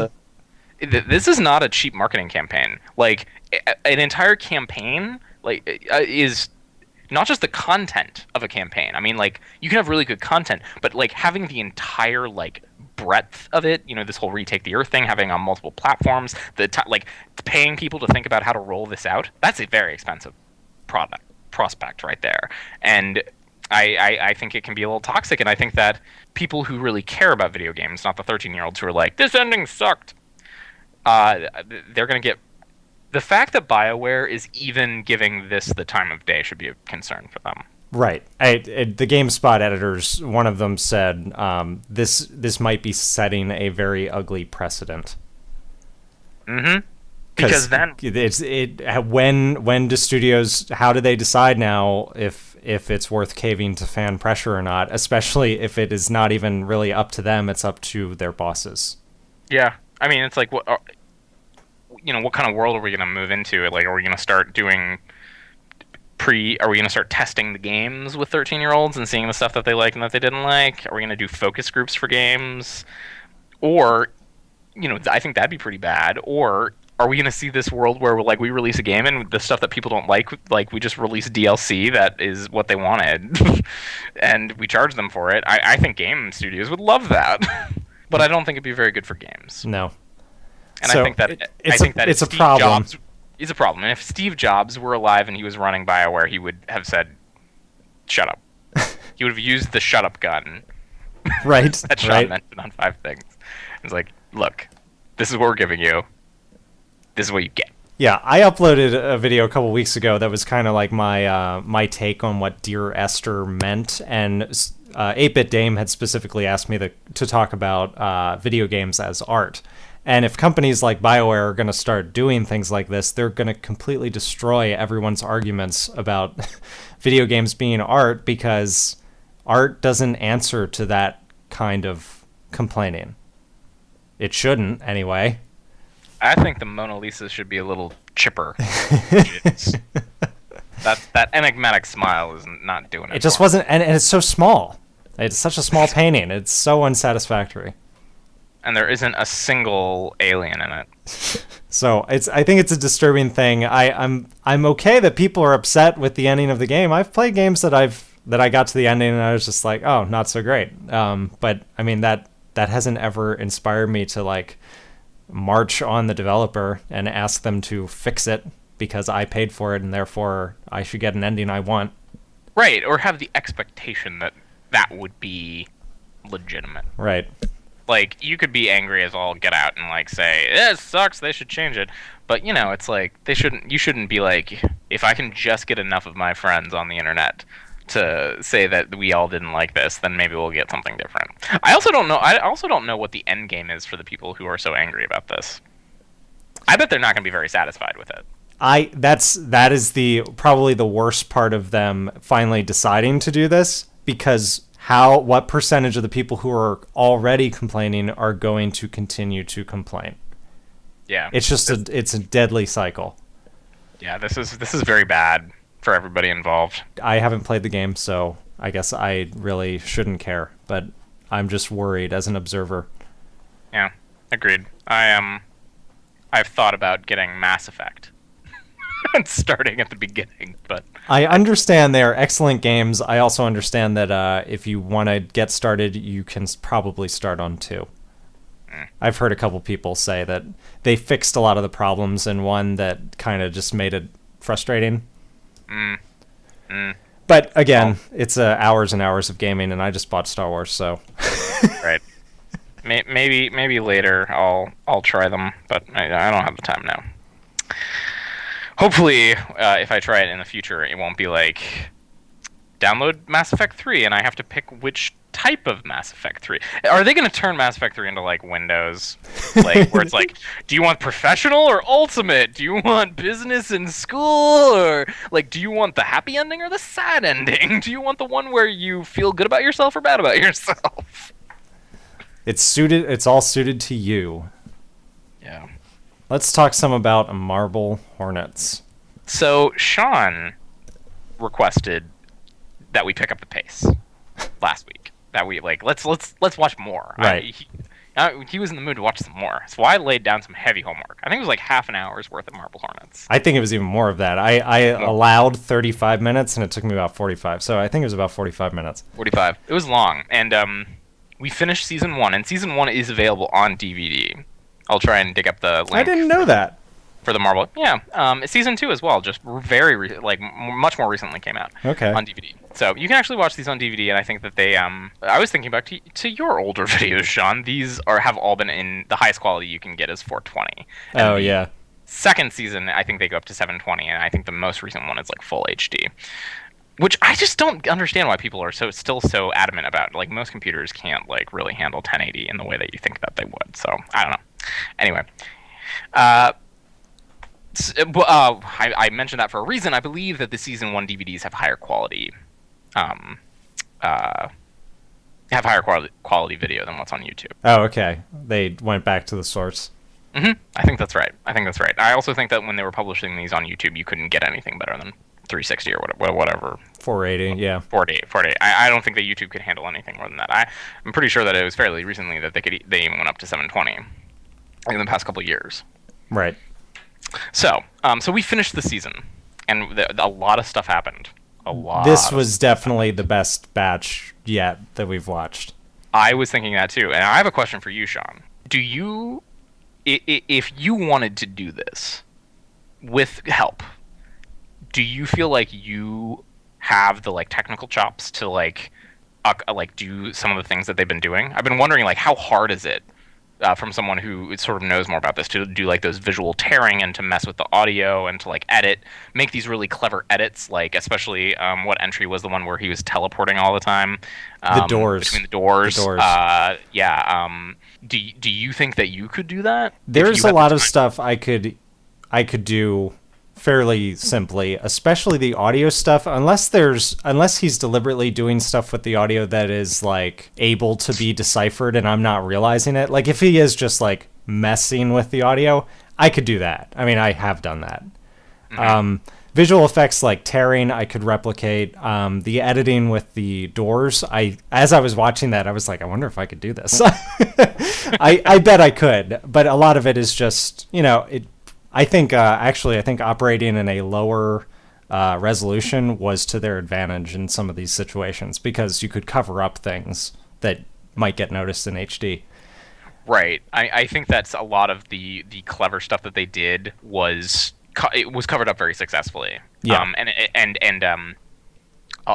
We've mentioned this before. A lot of things that look casual obviously were not casual, and they probably had to do it a lot. Very planned. But right. some of the most visually interesting effects, like morphing colors and all these pixelated things and stuff, I don't know how they're accomplishing that exactly.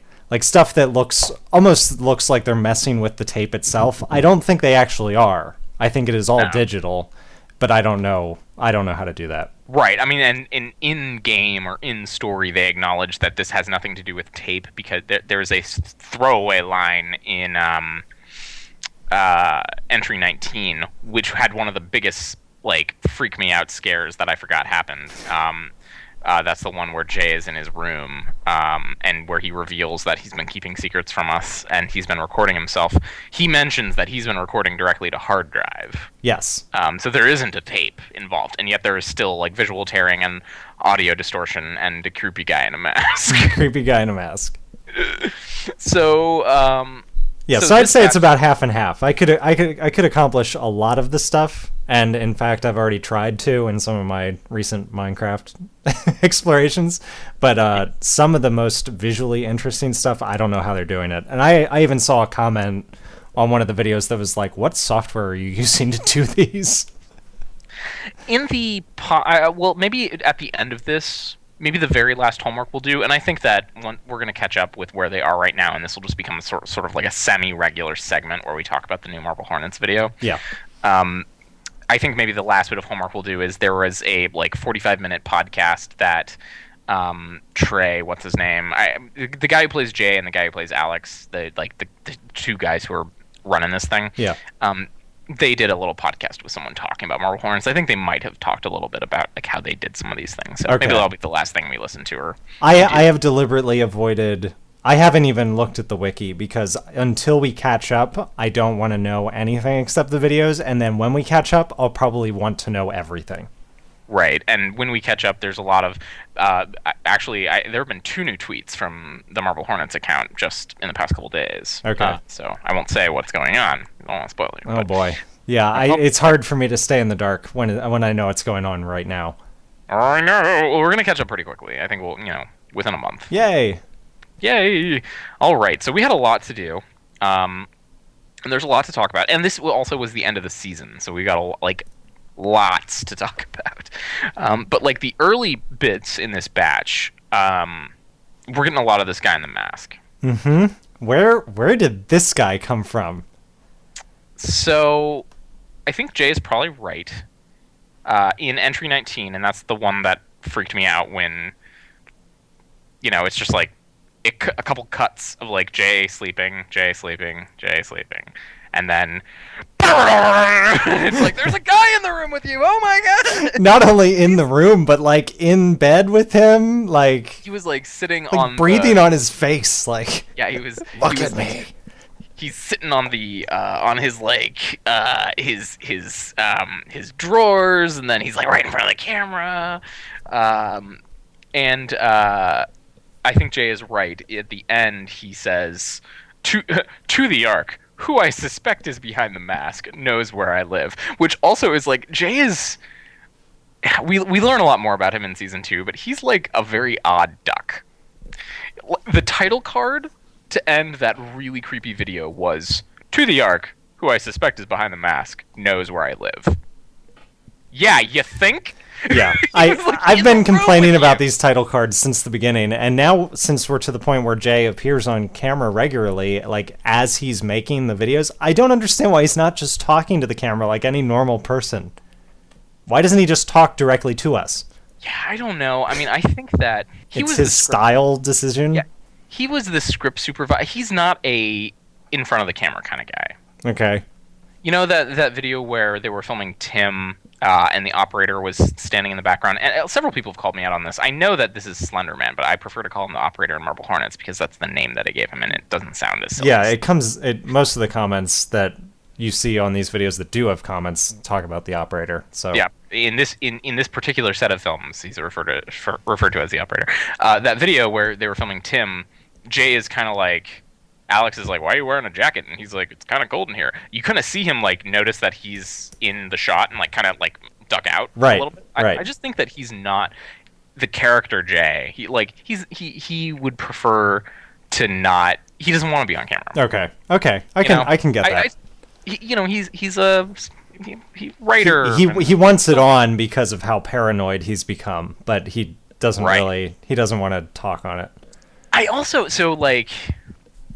Jay has obviously been keeping secrets from us, and like the To the Ark video before this was, you've been keeping secrets, calling him out, and something that I kind of got from that entry 19 is that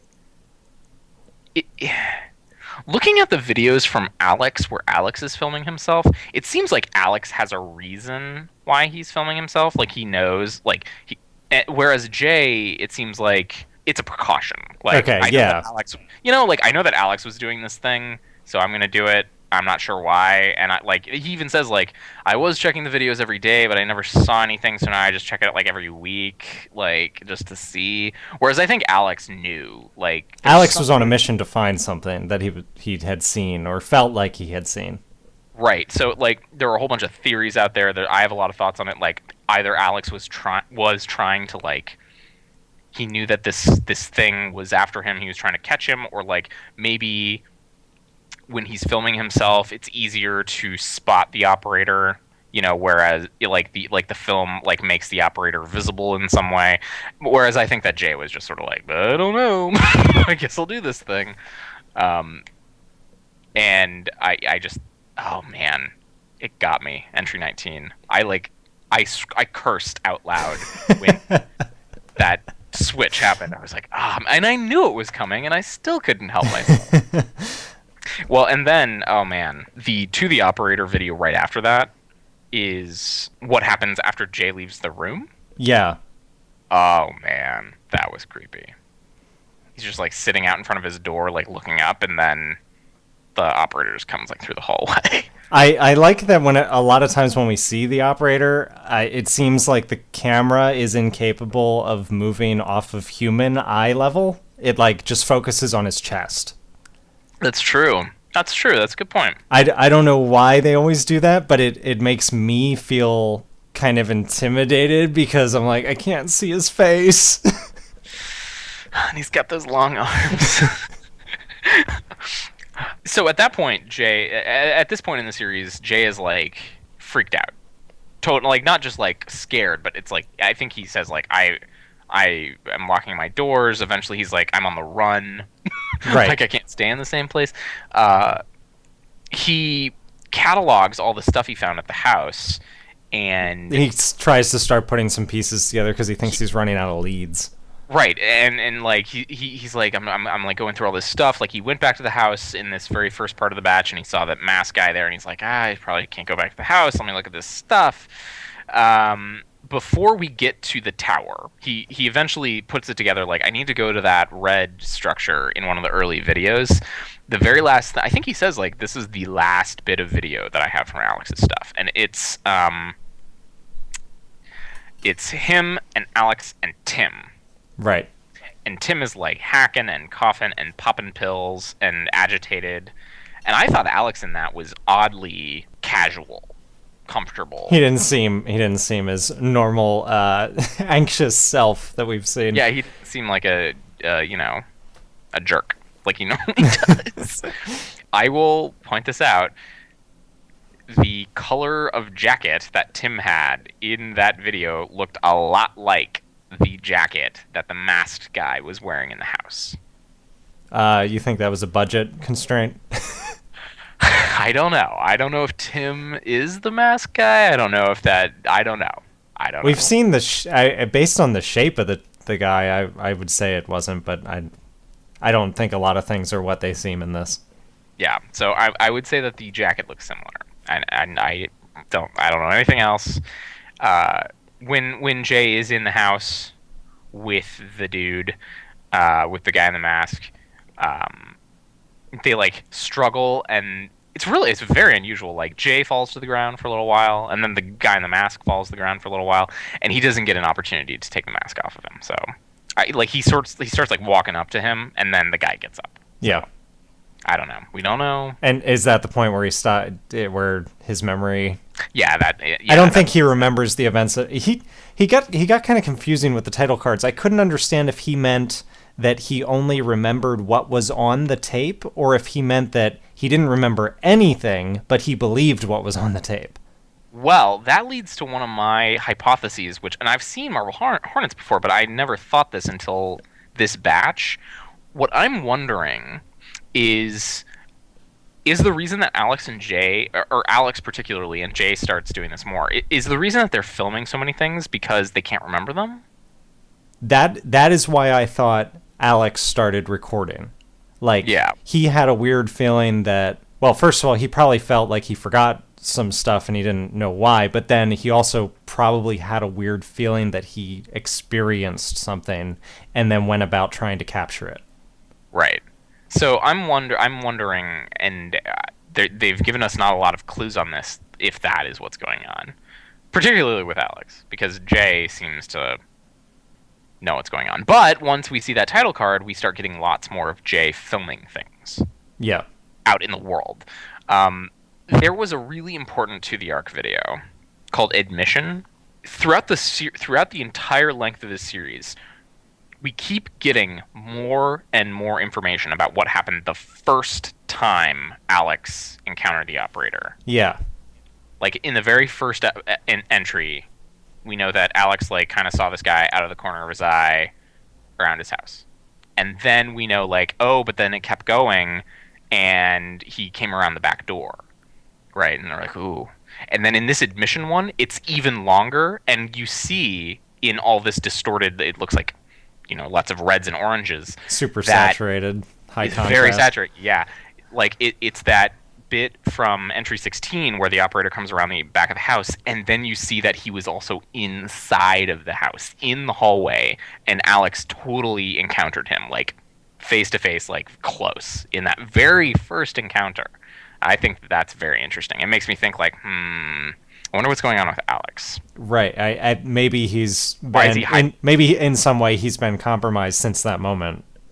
Yeah, because I think it's a very different thing from, like, I kind of saw this thing outside and then it disappeared, from, like, it was in my house. Like first contact with this thing.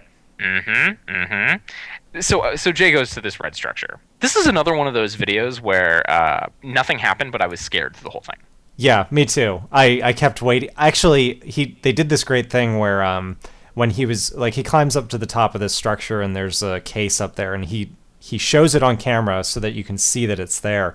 And then I guess as he's trying to reach it or get to it, he slams the camera against the inside of the structure so that you can see through the slats to the forest beyond. And the entire time he was doing that, I kept like backing away from the monitor because like I was like, they're going to put something outside of the slats. Like all of a sudden there's going to be something there. And there never was, but I was so freaked out and anxious the whole time anyway. Oh man, I agree. And I thought that the end was really, really, really great. He kind of, as he's climbing down, he falls. And he drops everything. And he drops it, and it was like a beautiful framing of the like couple little like grass things on the ground. Like it's just a great shot. For us, it's like he just dropped the camera. Right. And picks it up. I'm sure that they planned that. Very, very deliberate. Probably multiple takes.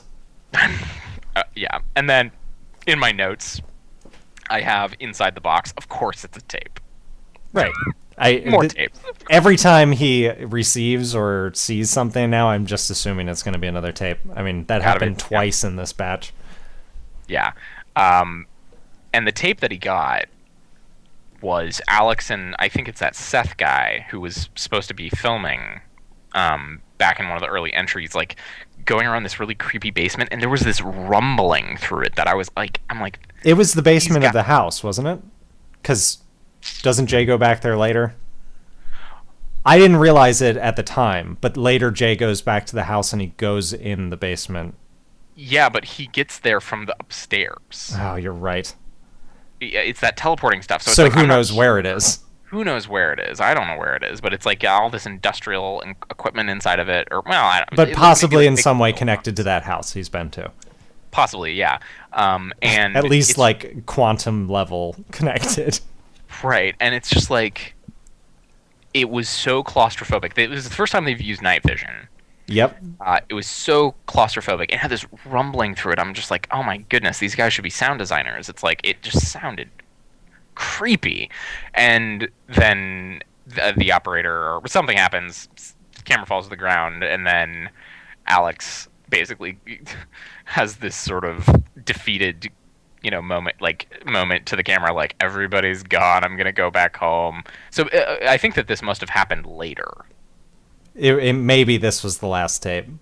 Or yeah, the last tape. Like it seems like, based on what happens in the final entry that we saw, that after he fled whatever town this is, that he came back to check things out. Mm-hmm. But not clear. And at that point, Jay starts. He goes back to the house for the final time. And this video, this is one of my favorites. And this is the one, like, the mask guy is there, but he seems more just like an impetus to, like, get Jay to start going through all the doors. He keeps going through this hallway, and he keeps coming out of random doors. Like, he goes into a room that has a mattress in it, and he leaves, and he's back in the hallway, but exactly where he started. And he keeps, like, going back and forth. It's very... Accomplishing that in first-person perspective was quite a trip.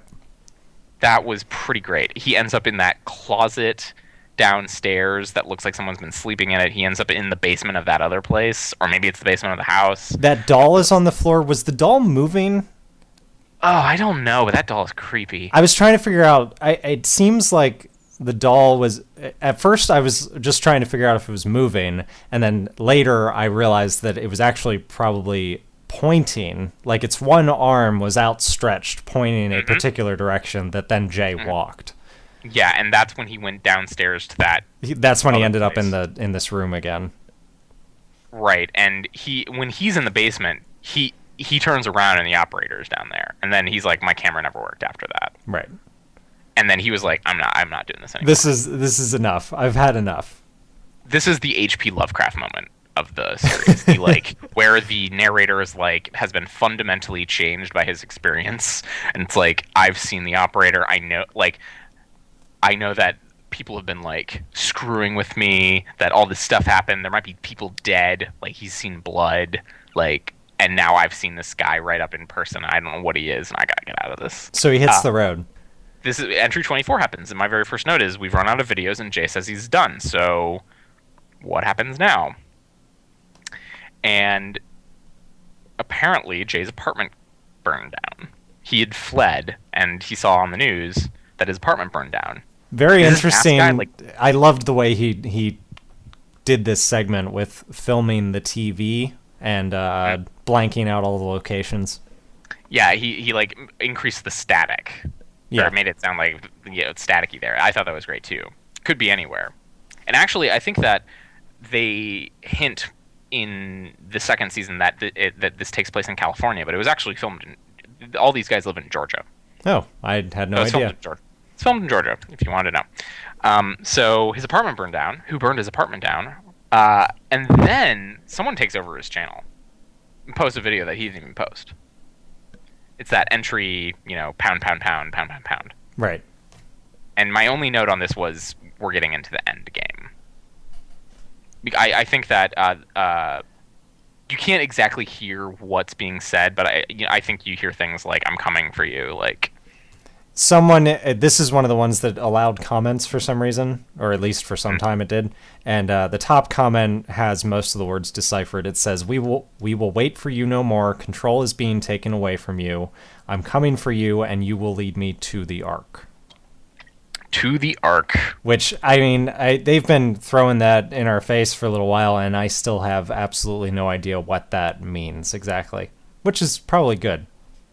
Yeah, and actually, I got the entries flipped. The second to last entry was that just like Jay living in a hotel, and he's like, my apartment burnt down. Right before that, he has all these surveillance cameras all over his house. This was right before he fled. That's right. And he has a camera on the looking at the door. He has a camera in his room looking at the door, and a camera outside of his room looking at the door. Watching the door. And watching the door, both sides, and he notices that. He gets up, he doesn't remember it, he opens the door and leaves, and he doesn't come out the other side. And he doesn't reappear for 2 hours. Right. What happened? What happened to him? Where did he go? This is another, like, quantum, like, he's either left existence, our plane of existence, or he's been transported somewhere else. Right, and I think that this ties into the whole filming yourself thing, like, wow, I bet Jay really wished that he had some way to record what happened to him. He needs a camera attached to him. he needs like a camera on his glasses or something. He's done. He's going from from hotel to hotel, and then we get the what is supposed to be the final entry, and it's Jay actually talking. He has some title cards, but eventually he just records himself using like a mirror in a bathroom, and he's like, "I'm feeling better. I'm not coughing as much." By the way, like the fan community of this calls the coughing slender sickness. Nice. Right? I kind of like that. I do. I like that too. And slender sickness. He's like, I'm coughing less. I'm less paranoid. I feel good. I'm glad I'm not wrapped up in this anymore.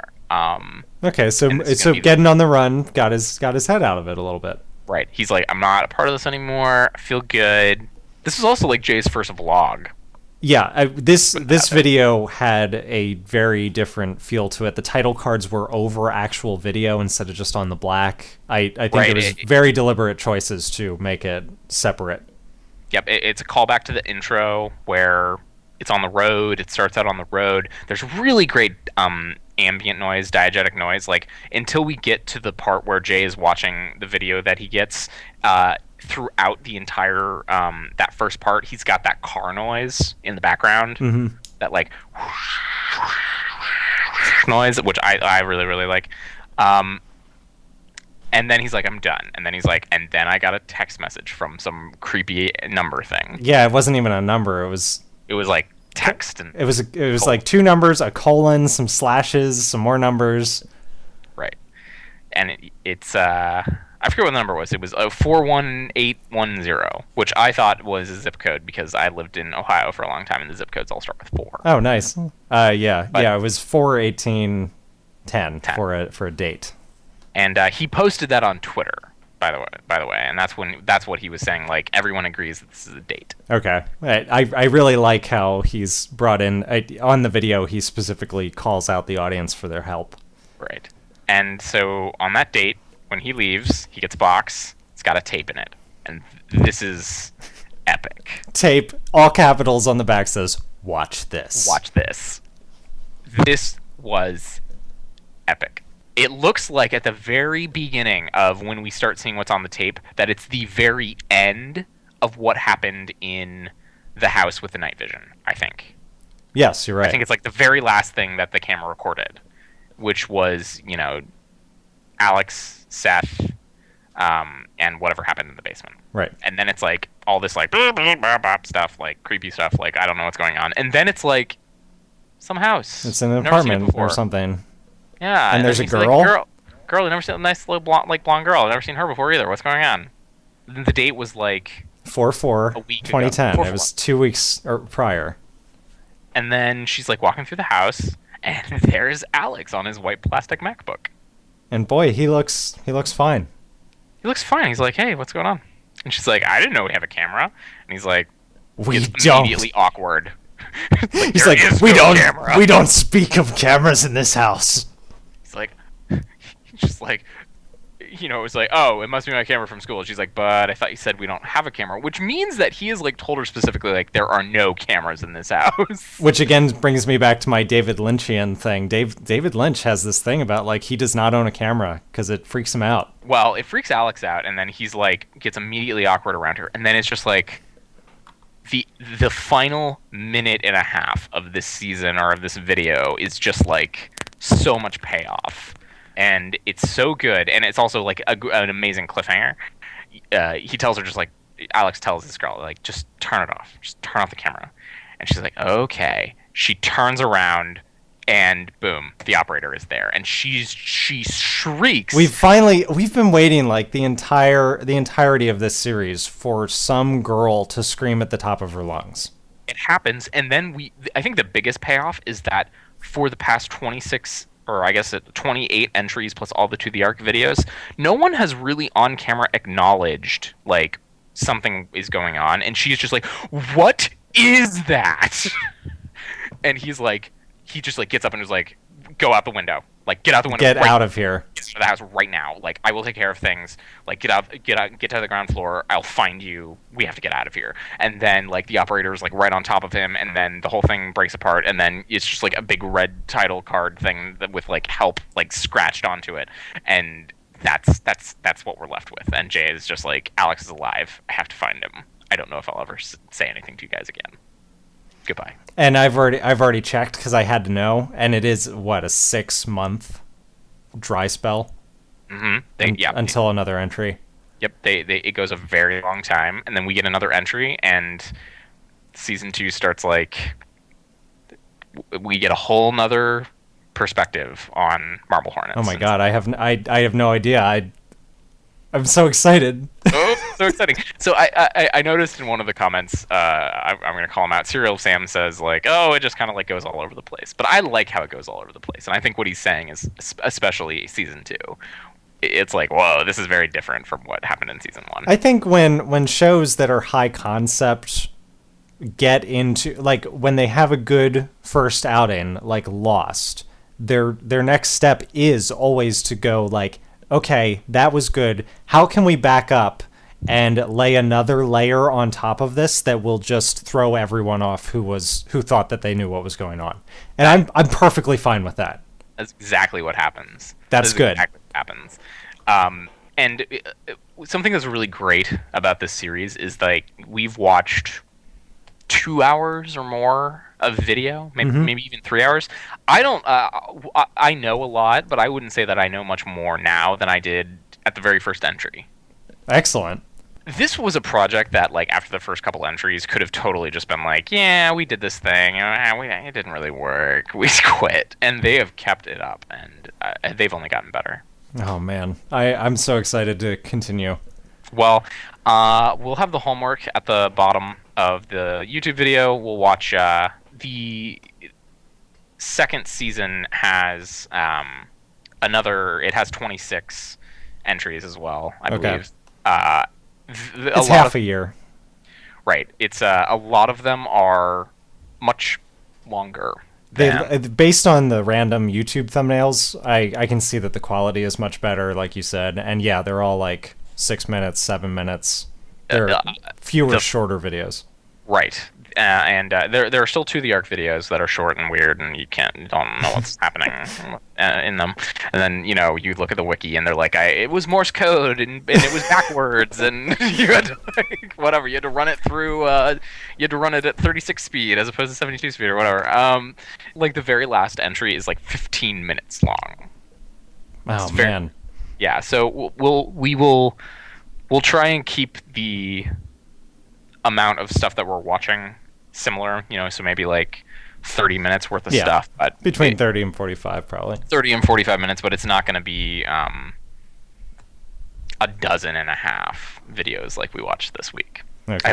I really hope a lot of people are following along with us, because I'm having a really good time rewatching this. I'm glad that a lot of people have already experienced it, so they're getting to just hear our jibber jabber. Yeah, I know. Oh, and they're just like, yeah, we don't know what's going on either. I mean, I've watched Entry 53, and I will tell you, even having watched everything between here and there, still basically as in the dark as I was when we started. That is awesome.